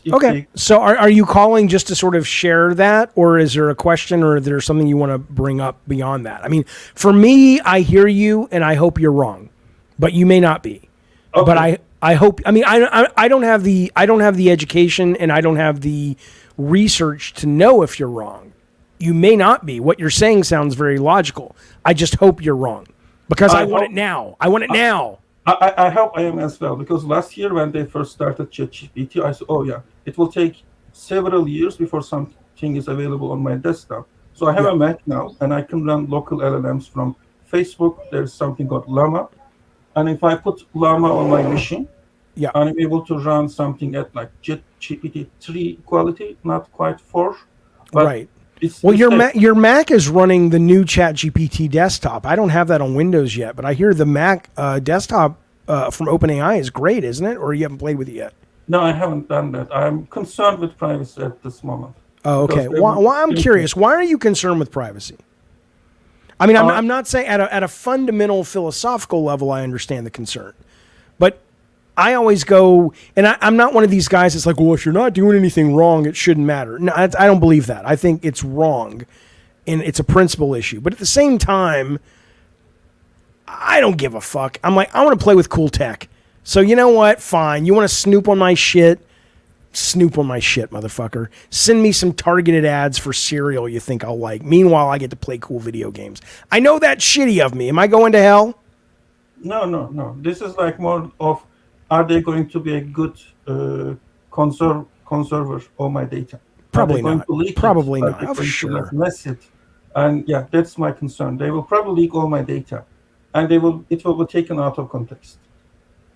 So you can take somebody's words out of. There was a joke like, the Pope arrives in New York, and the journalists come and ask, "Do you know there are like brothels in New York?" And the Pope asks, "Oh, are there brothels in New York?" Brothels in New York, okay. Yeah. And the next day, the headline on New York Times is, the first thing Pope asks is, "Are there brothels in New York?" So media can do that. Yeah, you got to be careful. But it's fun, and we'll be dead in 50 years anyway. Who gives a shit? Let your kids worry about it. All right, Sukru. Am I saying your name right? How do I say your name? It's actually Shukru. Okay, Sukru. Thank you for.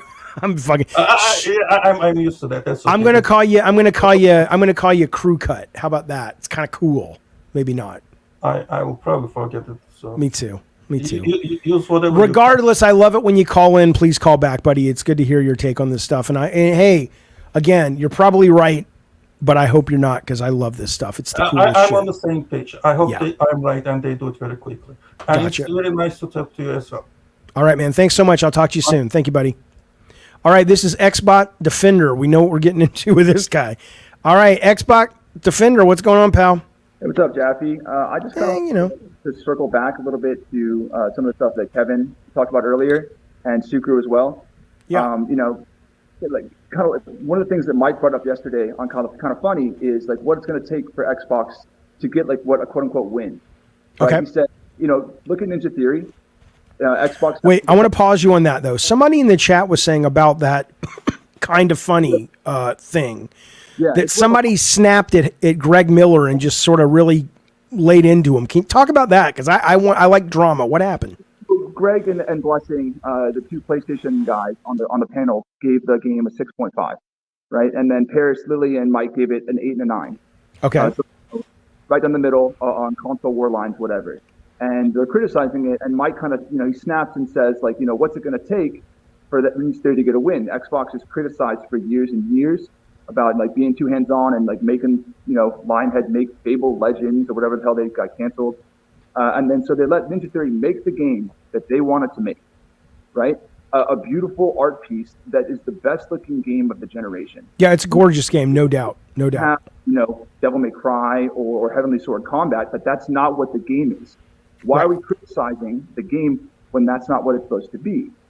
Xbox constantly gets ragged on, and they can't get a win. Well, okay, but I'm a fan. I assume I'm a fan, and I love the vision of Game Pass and all that. But they are hit and miss, and they are inconsistent as fuck, and they're terrible at managing their teams. I mean, you got to be able to take the good and the bad, right? I mean, I don't think people would not give them a win if they deserved a win. But it's not like what have they made that's beloved by most people in this generation? They don't ever really get a true one. Like Halo Infinite, people in your chat talking about Starfail and Halo's trash. And they're idiots. A lot of them are idiots. Starfield is excellent, but I appreciate why a lot of people don't like it because it didn't go out of its way to make itself likable. And Halo Infinite, if you come to it after a lot of the fixes, the multiplayer is great, and I like the single player. Right, but the people in your chat and the PlayStation fans, like Phil said it himself, Starfield could be 11 out of 10, and it's not going to make you abandon your PlayStation. You have all these, they don't play the games, and it becomes like a negative feedback loop. Let me ask you this. Does that bother you? It seems like that bothers you. I mean, why do you care what these fanboys think? because games should be celebrated for good games. You know. Yeah, but and guess what? We know that, and you and I are sort of on the inside, and we get to appreciate the art form for the art form. They're the ones that are missing out. If somebody doesn't play a game because it's on a competing console, and they could play it, but they won't because of some stupid fucking allegiance to $1 billion corporation, they're the ones that are missing out, not you and me. You're kind of missing my point. Like, I must be. Mike brought this up yesterday, and he said, like, look at Ninja Theory. If you told them, go make Uncharted, because that's what's going to sell what people want, they couldn't do that? They absolutely could. They probably couldn't. Make a third-person, over-the-shoulder action game. Well, when you say they, who is they? Ninja Theory. Ninja Theory. Oh, okay. Ninja Theory. Ninja Theory could probably... Yeah, they could. Yeah, absolutely. I think so. They did DMC, right? They've proven it. Played for not being one of those. Okay, well, that's stupid. I mean, you don't criticize something for not being something that you want it to be. That's not what it's there for. Right, but that's not like people are all over that. And they're saying, so 6-hour walking sim, and that's what it's supposed to be. It's like going to see Interstellar and watching it for 30 minutes and saying, I don't like this. You didn't watch the movie. Or it's like going to Interstellar and watching it and going, there was no space combat. Where were the Jedi? It's like, that's not this. That wasn't the vision of Christopher Nolan. So right. Why are you criticizing it? Well, because, it makes good content for kind of funny, I imagine. And for everybody else, they like to get upset. I don't fucking know. Like I said, Starfield is one of my top 10 games as a overall product of the last 20 years. And as a narrative single-player game, it's my favorite. So I'm with you. I mean, I think both companies make some great shit. But I think if you want to argue fanboys, we can do that. But you're trying to apply logic to people who, as I've said in the past, were educated with a banana and an inner tube. Well, people like yourself who have logic kind of feed into a negative feedback loop. Like the Xbox console. I do. I'm always called an Xbox shill because all I do is praise Game Pass and say I wish Phil would get his management shit together. Search Xbox on YouTube and see how many ridiculous hate videos there are. Yeah, but I'm talking about me. I can't control these fuckers. But it becomes a negative feedback loop. You know, but I'm not contributing to it. No, but I feel like there should be more appreciation for when they do get a win and they put out a good game. Yeah, but aren't you trying to apply, like, you're making the assumption that the people you're talking about are mature and they think about things? Yeah, I mean, I would like to think that most people are, but I guess they're it's not. like you're trying to sit down and have a conversation with Jason Voorhees from Friday the 13th, and it's like, he won't ask about my day. It's like, yeah, because he's Jason Voorhees. I mean, I guess, but it's just like, you know, what do they need to do? What's it going to take? Do they need like a 95 plus Metacritic for people that fucking time to be like, oh, maybe I'm going to buy an Xbox? Okay, so if you really want to ask what I think it would take to pull the fans away from, or at least to make the Sony fans applaud Xbox, it would probably be to put some games on Xbox that you really fucking want and you can't get, right? And I gotta say, I don't think Xbox has many of those. They have. I liked Hi-Fi Rush, love Starfield, love Forza Horizon. I thought, what was that other fucking game they did? I even liked I found things to actually genuinely like about Redfall, even though it was a big disaster at launch. But there's nothing that I look at that Xbox has, frankly, Sony either, with the exception of a couple things, where I go, they keep putting out game after game after game that I want. And here's how I know that, by the way, that they will turn. PS1 and PS2 were the biggest fucking things since sliced bread. And Sony thought they could do no wrong.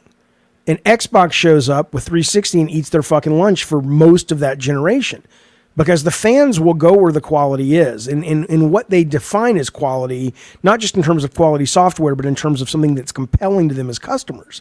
So I was sitting there when the 360 numbers were coming in and we're like, but we're Sony, what the hell? I'll push back on that because you said they'll go where the quality is. In today's day and age, like Phil said it himself, an 11 to 10 out of game is not going to make them buy an Xbox console because they're digital. Well, they don't. Well, okay, first off, for most people, it wasn't an 11 out of 10. So, right? But if they put out 11 out of 10, if they put out a dozen solid 80 like Hellblade, 81, if they put out 6 of those in the next 3 years, solid. If you are a Sony fan and you have been fed a diet for the last decade of the same shit. Well, okay, but I would say in a lot of cases overrated. Not all, but a lot of them are overrated cinematic third-person production fest, and that's what you define as good. An 8 isn't going to cut it for those guys. If they're looking for Naughty Dog, Sony Santa Monica, and Sucker Punch level of cinematic single-player narrative-based games, it is not going to cut it for those guys. And Xbox has yet to provide that. And again, I like Xbox. I don't need them to provide that. Sony provides that. But Xbox provides, I think they have more variety. What's that? Did you understand that they offer something different? And my biggest thing with a lot of these people and all the criticism they get is they make something different, and the thing that's different is like beaten back down because it's not Sony. But don't you think the more interesting and relevant and important conversation is, why do you care? Well, first of all, unlike a lot of people, I've got a lot of money invested in my account. Yeah, but why? But you have an Xbox, correct? If the console goes away and they stop making games for it and they shut the service down, I lose all those games, all that money I've invested. As a PlayStation fan, there's so many more of you that's never going to be a feature. Okay, so let's say the console goes away, which it will. Every console goes away and makes way for the next one. One of the great things that Xbox did is it took me coming, because I became a PC gamer first, and then the Xbox Series X came out. And I noticed it first with Steam, which it never felt like backwards compatibility. I've said this before. The fact that now I just know I can pretty much play what I want if it's been on an Xbox console, that is, for consoles, no one's ever done that before, or no one had ever done that before. So if your console goes away because it loses this generation and they stop making games for it and move on to the next one, I mean, that's going to happen anyway. It might just happen a little sooner, right? The console itself, I'm talking about my account. I have thousands of games in my digital account. Yeah, but can't you play those on Game Pass, and can't you play those on your account? Unless Xbox decides to somehow make like their digital ecosystem like Steam, where I can bring it to the next console, or if they don't have it already is that for the most part, right? You can get games that you have on the 360 if you show the Xbox S the disc, or the X the disc. Doesn't it go into your digital library? No. What do you mean no? Sure it does. Their whole thing that Sarah Bond was running was the cross-generational gaming. You're saying you can't play your 360 games on your Xbox? Go look at the Play Anywhere list. It's mostly small indies and just first-party games, but no third-party games are Play Anywhere like that. There's no cross there's no cross-possession for maybe a handful of newer stuff like Live P and Persona, because that's what they paid me to do it. But like all the other stuff, like if I want to buy Resident Evil 4, I can't play that on my Steam Deck or my computer. It's gone. It's simply gone. And so when it becomes a negative thing, like eventually third party stops supporting the console, people stop buying it more and more and more, and then they shut the service down. And in 10 years, I lose all of that. Okay, so I understand how that might be annoying to you, but welcome to the digital age. I mean, that's everything though, right? I get that you don't like it and I can respect that, but that's not a problem about being the losing console generation. I mean, that's a problem with anything. I mean, they control your license and they can pull it at any time. And there are games that they're going to worry about Play Anywhere and games they're not. And I get you're upset about it, but I mean, welcome to 10 years ago or 15 years ago, right? I mean, this isn't new. Pushback from people, like if that's, and that's another thing that I'm okay that like they have the right to license, but then Xbox kills physical. People like yourself who don't buy physical really that often. You do it occasionally, but most people, there's a few people in the media who don't buy physical, and they're actually like they talk down about it. They say it's not important. There's no laws for digital consumer rights. I wouldn't care. Right. Oh, that's terrible. I think it's terrible. We need digital consumer rights. You're absolutely correct. That's my only point. Is when people say, "Why do you care about the console?" That's it. I'm not a fan. All right. I mean, I get it, but my not that you're asking for my advice, not that you need my advice, but my advice to you would be, stop caring so much about that. but only because they're never going to satisfy you. You know, even if they do, like I remember I used to love Apple. I was a total hardcore Apple guy. And then Jobs dies and Tim Cook comes in with his own agenda and I don't care about him anymore, right? It's like that's, you know, they're always going to let you down at some point. And so to me, that's why I am always only about the art form of video games. Everything else is a means to an end to appreciate the art form. If it's not that for you, then I would suggest a cheaper hobby that you can collect, like books. I mean, books are expensive, but not as much as video games. Anyway.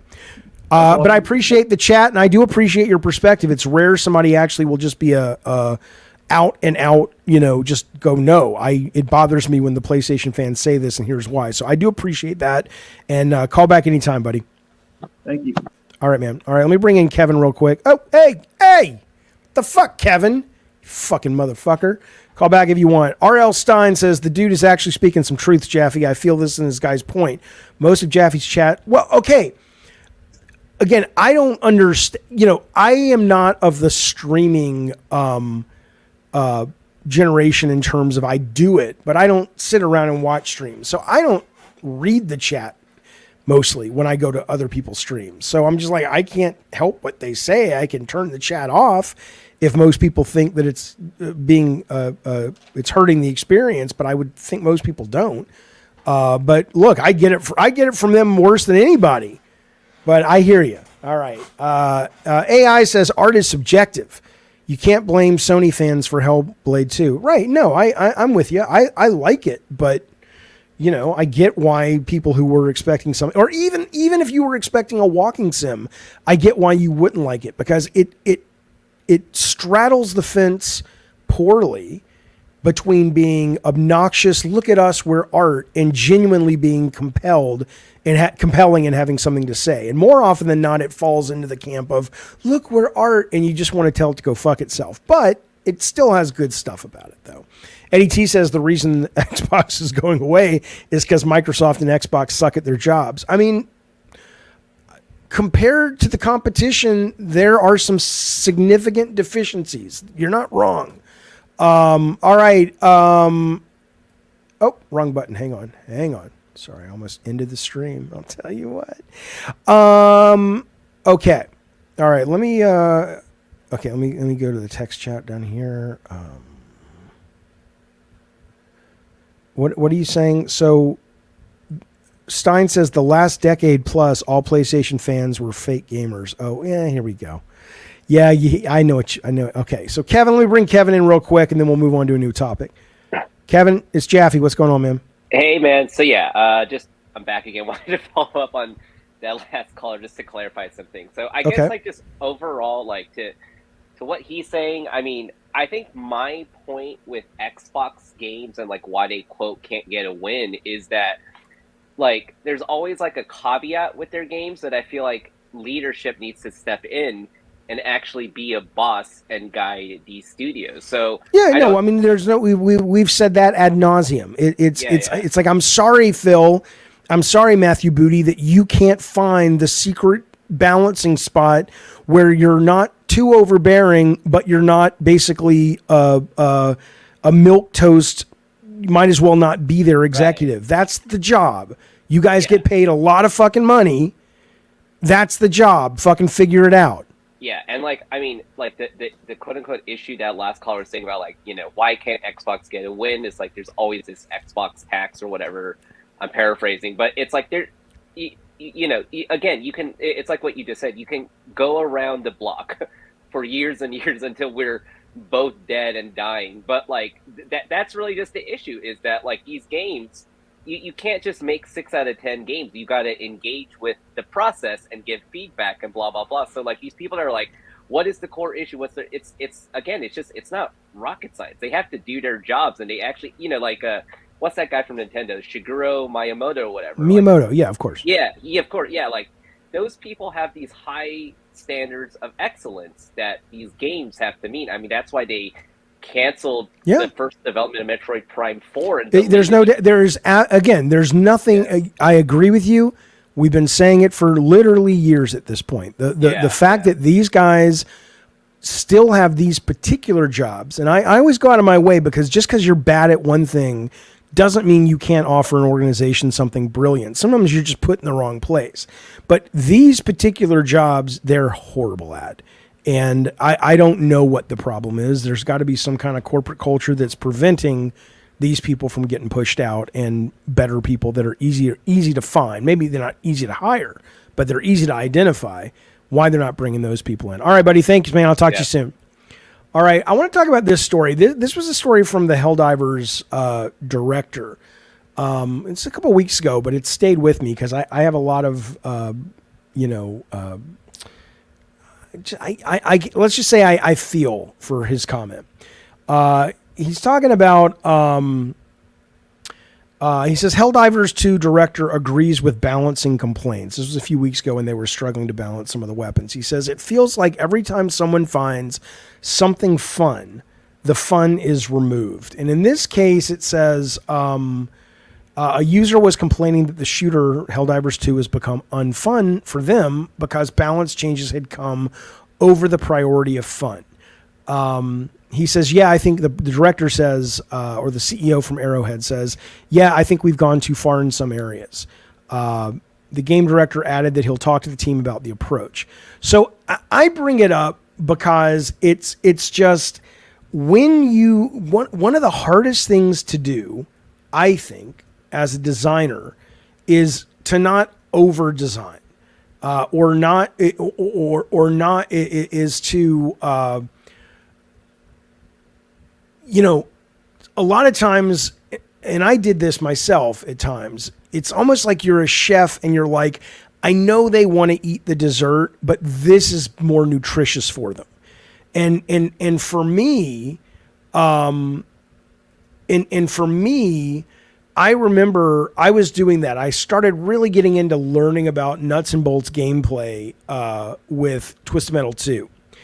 And a lot of times I would send the team on these things that I just thought were amazing at a design standpoint, but nobody would ever do and use. And we spent lots of time and lots of cycles on that shit. A good example, by the way, a lot of people will come to me and say that they really love Twisted Metal Head On, which is the Twisted Metal game for Vita, if I remember correctly. And I enjoyed it, but I think it's a very poor Twisted Metal. And when people say, why? And because when I'm not there working on Twisted Metal with those guys, Scott Campbell will, if you're watching Scott, you know it's true. Scott Campbell loves to turn that goddamn homing knob up to like 100 because he can get hits easy.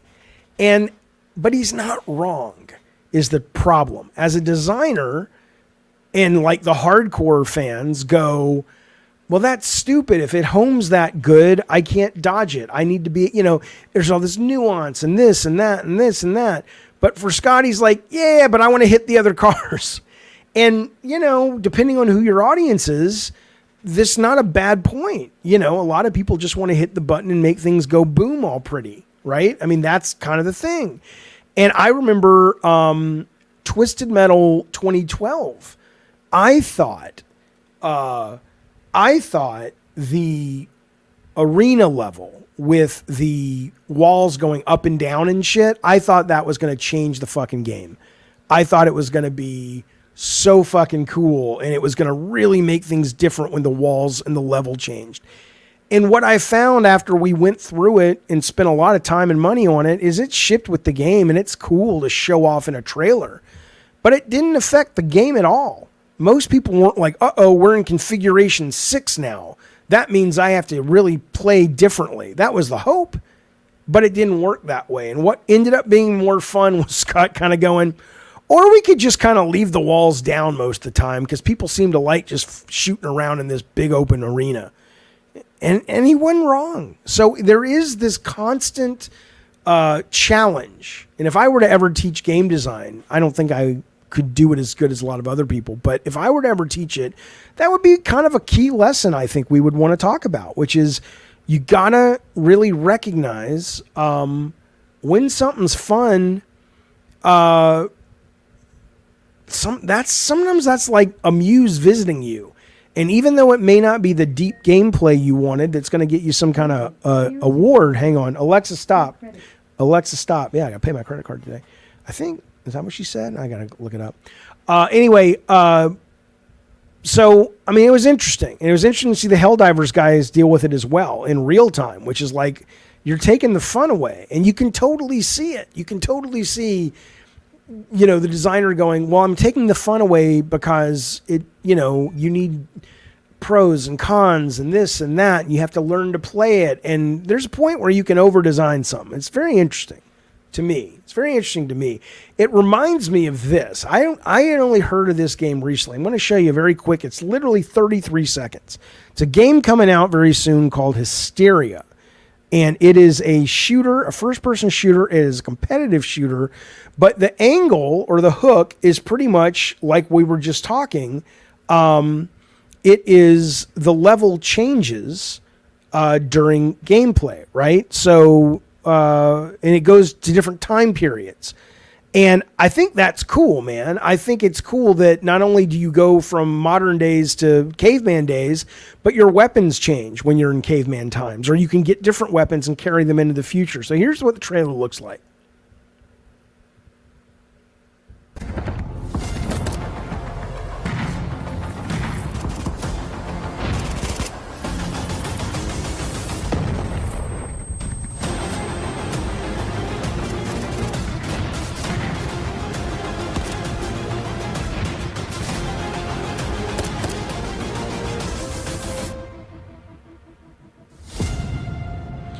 Okay, so this will be at Next Fest. No, actually, this was already at Next Fest last time. Hopefully, it'll be at the new one coming out in June. It does look really, really cool. I agree with you, Kevin. The difference, though, is that we thought that about, if you don't know what I'm talking about, if you do 2012 Twisted Metal Arena, maybe is what it was called. You know, here it is right here, the Arena B-roll footage. You know, if you look at this level, you're seeing basically this big open space, and you're seeing the walls, and every X number of seconds or whatever will rise and lower and change the configuration of the space. And again, it looked cool. The press loved it when I talked about it. But end of the day, it really didn't seem to fucking matter. These are the people you can launch out. There were so many good ideas in this game. Anyway, I'm hoping this footage will show you. Here it goes. You'll see sometimes on the floor you see the electricity, so those parts of the map are problematic to drive on. Where's that? Okay, come on. There you go. You see the things rising up, right? There were some great ideas in this. But anyway, the point though is that end of the day, it didn't really fucking work as it was supposed to. And you can absolutely over-design your games. And I do think that's why Scott and I worked really well together, is that I would overdo it and he would underdo it. And when we work together, we kind of fight to get into the middle. But when we work alone sometimes, like I think Drawn to Death was needlessly complicated. Scott probably wouldn't have made it that complicated, but he probably wouldn't have made it as deep either. So sometimes you got to have the yin and the yang, babies. Anyway, I don't know why I'm talking about that. Probably because the Helldivers guy. And Wild Samurai says the director of Helldivers is too online, overthinking his success. All I will tell you, and I will not name the names, but there are two developers out there right now that are enjoying some really well-earned success. And I've been there, and it's one of those things that when you do something cringe and then you grow out of it and you see someone else doing it, it's like it's like first and a half hand embarrassment for them. There are people out there that now that they've had a really big success this year, last year, they're always online holding court and pontificating and bloviating. And it's not that they're wrong about certain things, but I do agree with you. You can, it's way too soon to ask yourself why this or that was successful. It may take a decade before you can really take the lessons. Because as Jay-Z said, failure is a great teacher. Success is almost impossible to learn from. So anyway, yeah, I dug this map. It was a great map. There were some great ideas. I don't really worry about it, but when I do look back at some of the games I worked on that didn't deliver, I'm like, that was really fucking good. That should have delivered. Fuck you, gamers. That's what I say. Hang on a second. Let me see what else we got lined up. I think we're going to save these for tomorrow's show, actually, because there's some good stuff in here, including a call on the red phone from one of our members. I will read that tomorrow.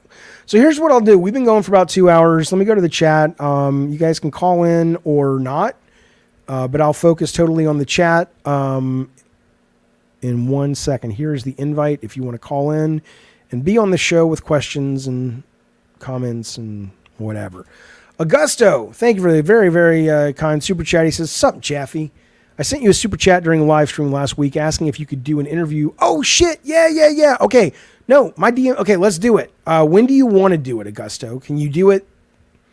Like, let's organize it right now. You let me know because I'm down. I can't do it tonight, but I could do it. Do it tomorrow, depending on how long it's going to be. I could do it this weekend, maybe on Sunday. Let me know. Let me know, man. Do it live now. I don't know. How long is it? Yeah, we could do it live now, maybe. Let the chat ask questions, follow-up questions. But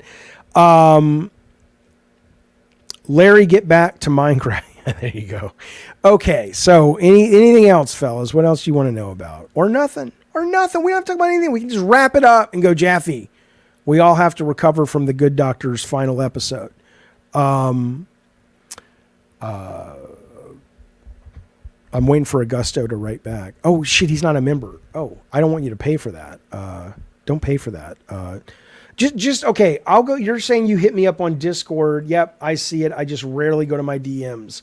Okay, hit me up on Discord, Augusto. Tell me when you want to do it and how long it'll take, and we'll lock it down right when this show's over. Okay?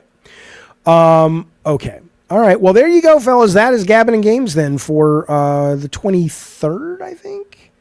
Yeah, May 23rd. Here's the deal. Can I interview a character designer? Yes. You mean like a concept artist, or what do you mean? X-Defiant. Did I talk about that yet? We can maybe talk about that if I haven't yet. I thought we covered that. One moment. Let me check my notes. Hang on. Yeah, we'll talk about that a little bit if you want. I mean, here's what's interesting about X-Defiant. Is they have done in 48 hours, they had 2.5 million, 3 million unique players and 300,000 concurrent players across all platforms. It's hard to really know what to think about the game from a standpoint of legacy will be. Right now, it's got a 5.6 review from users, but users can go fuck them. I mean, all these people writing in these fucking reviews, at this point, you don't know anymore when to take them serious. So I don't give a fuck. But what I will tell you on this particular game, is and I'm enjoying it as well. I see some of you guys in the chat saying you like it. I'm liking it too. I'm not good at it. I'm not good at any of these games like that, but this one is particularly difficult, but I still enjoy it. But what I have found interesting, and I am very curious to see how this game does now, because we talked about this last week. These guys, basically said, fuck skill-based matchmaking. We're going to let you do that in the ranked mode, but the normal mode is going to be, we want to make sure teams are balanced, but we're not going to throw you in every match is a fucking nail biter. We're going to have some variety. And I think that's great. But at the same time, though, here are some of the criticisms I'm starting to read. This is coming from NeoGaf. This guy, Wipeout364 on X-Defiant, says the bigger issue is unbalanced matches. I'm already seeing people dropping out and teams getting stomped. In my opinion, the game will die a quick death if they don't implement some sort of skill-based matchmaking.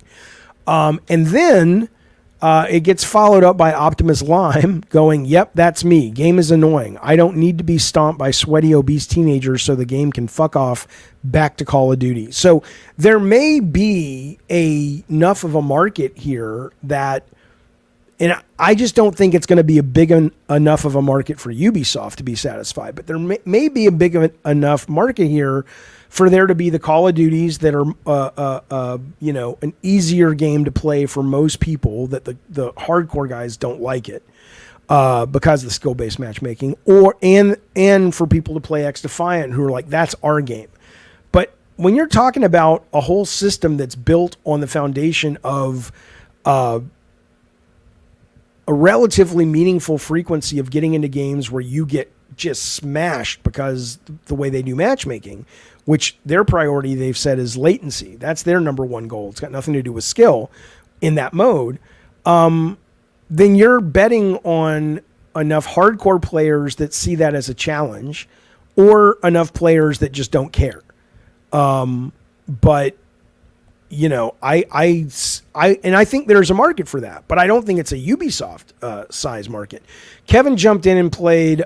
He says, I did notice the skill mismatch just recently.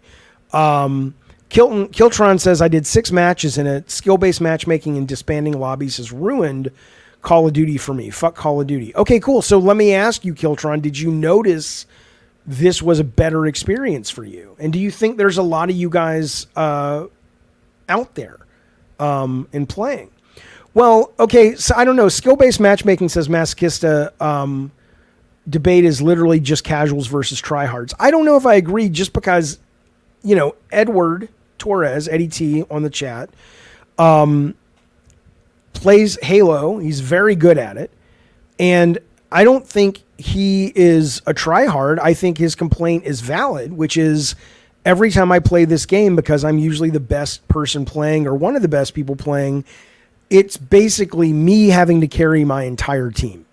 And that's what pisses him off. I don't think he's trying to be a tryhard. I think he's going, this is hurting the quality of the experience for me. And I get that. But my answer to that is always, well, why don't you just play ranked? But maybe there's not enough ranked people playing. I have no idea.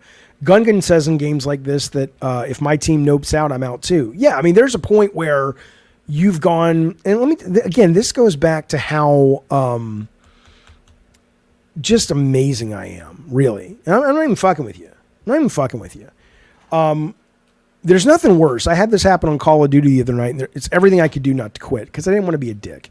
But we were going 6v6, and then it dropped to about 3v6 because we were getting trounced and people left. And Drawn to Death, you know what happens when your partner leaves that game, if your teammate leaves? Not only do we shame the fuck out of the guy with the announcer, but we make sure the people who are left behind to play they get juiced.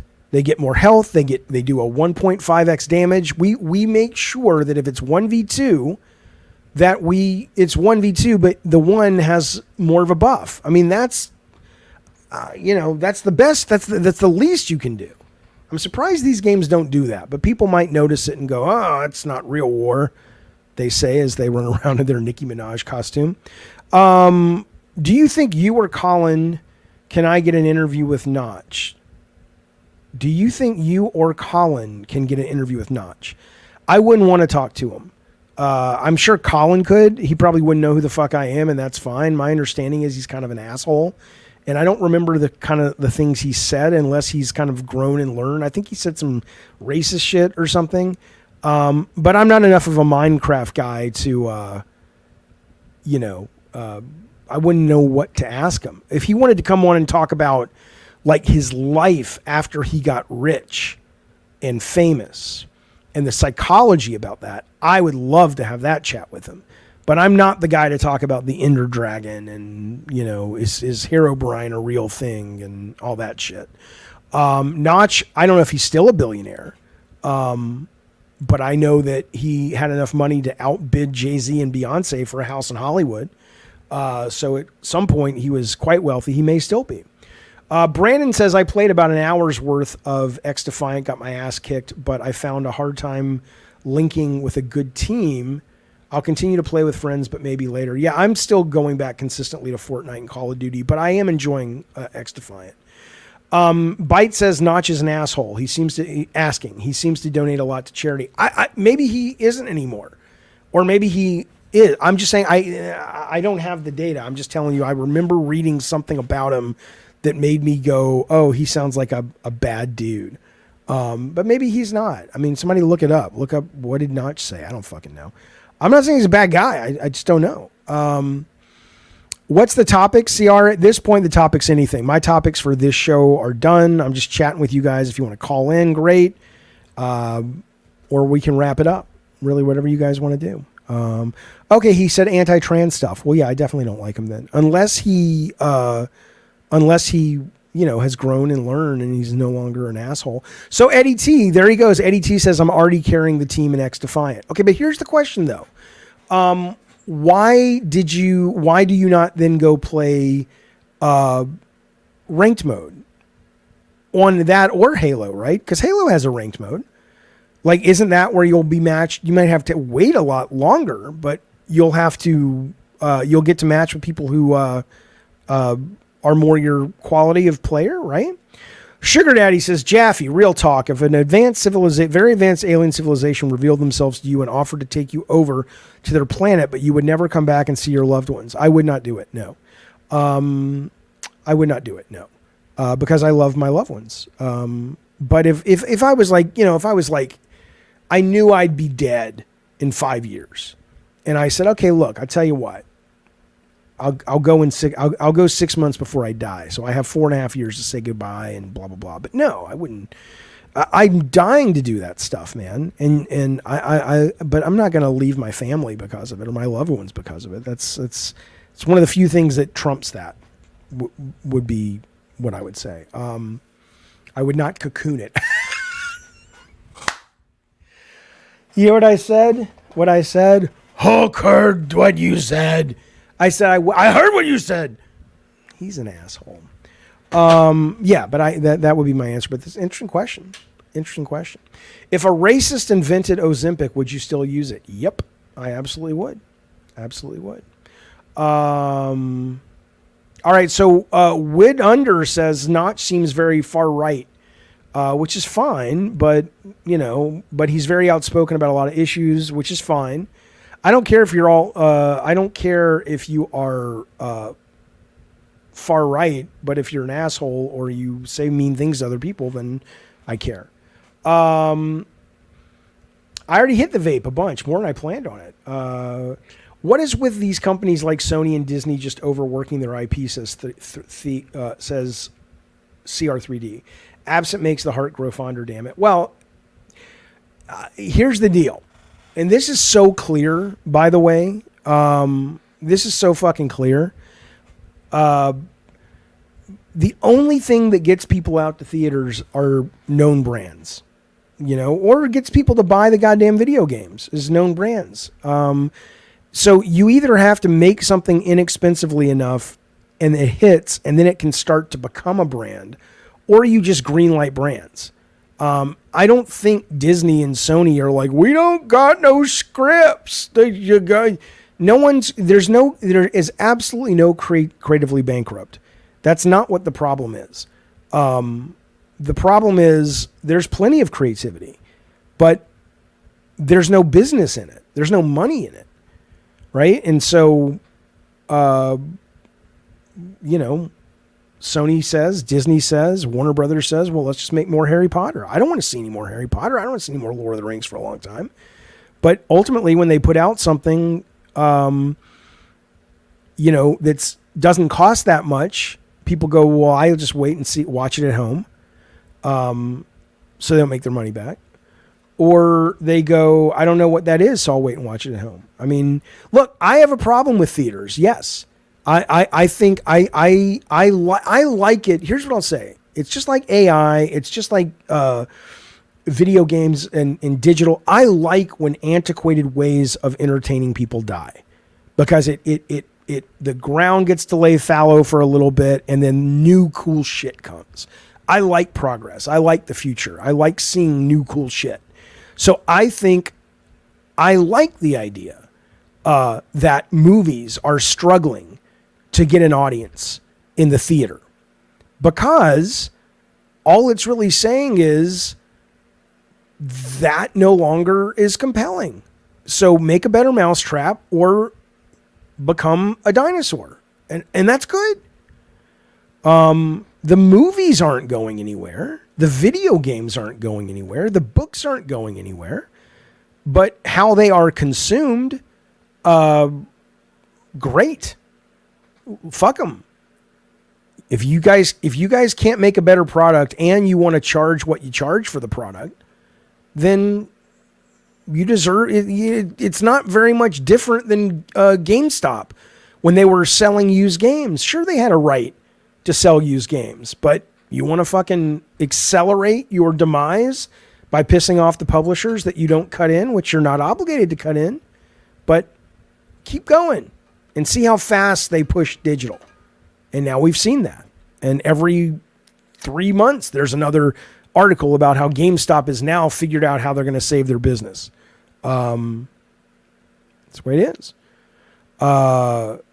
Okay, but yeah, so Kevin, but what you're talking about, big screen popcorn, seeing it with friends and family, that is an event. Like when you're younger, that happens a lot more. But at my age, and probably people who have kids, and even not that, even younger than that, or like who don't have kids but are late 20s, there's a point where you go, that's really fun to do a couple times a year, where it's like, oh, it's the big Christmas movie, let's go see this with everybody and all that.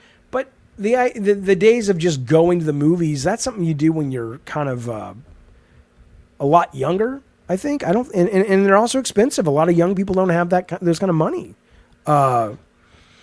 Fuck you, Darth Nugget. He says, I have never known Jaffe was more wrong about a thing than he's wrong about the theater going experience. Look, bitch, I opened this stream literally talking about how one of my foundational experiences was being around my people at the theater experience of Return of the Jedi.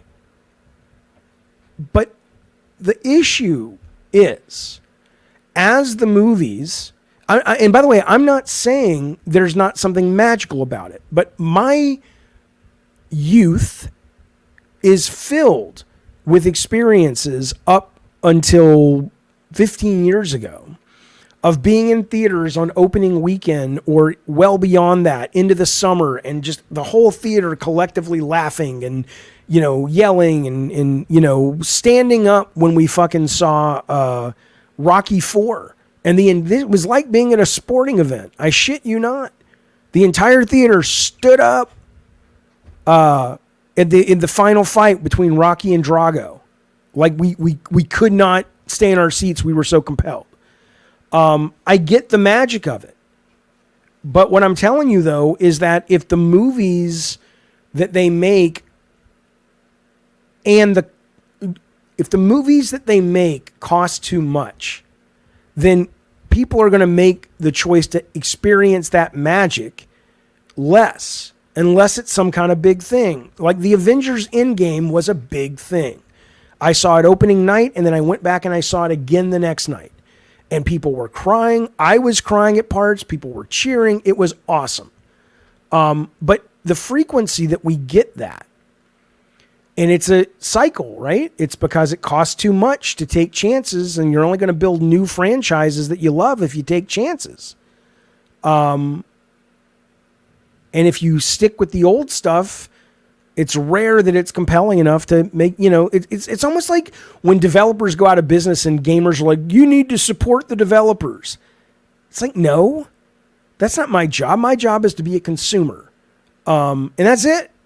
If a developer goes out of business because they made a bad deal, or they weren't able to navigate the politics of their publisher in order to ship something that was successful, I, as a human, feel for them, but I don't feel for, it's not my job to fucking support them. It's also not my job to prop up the movies.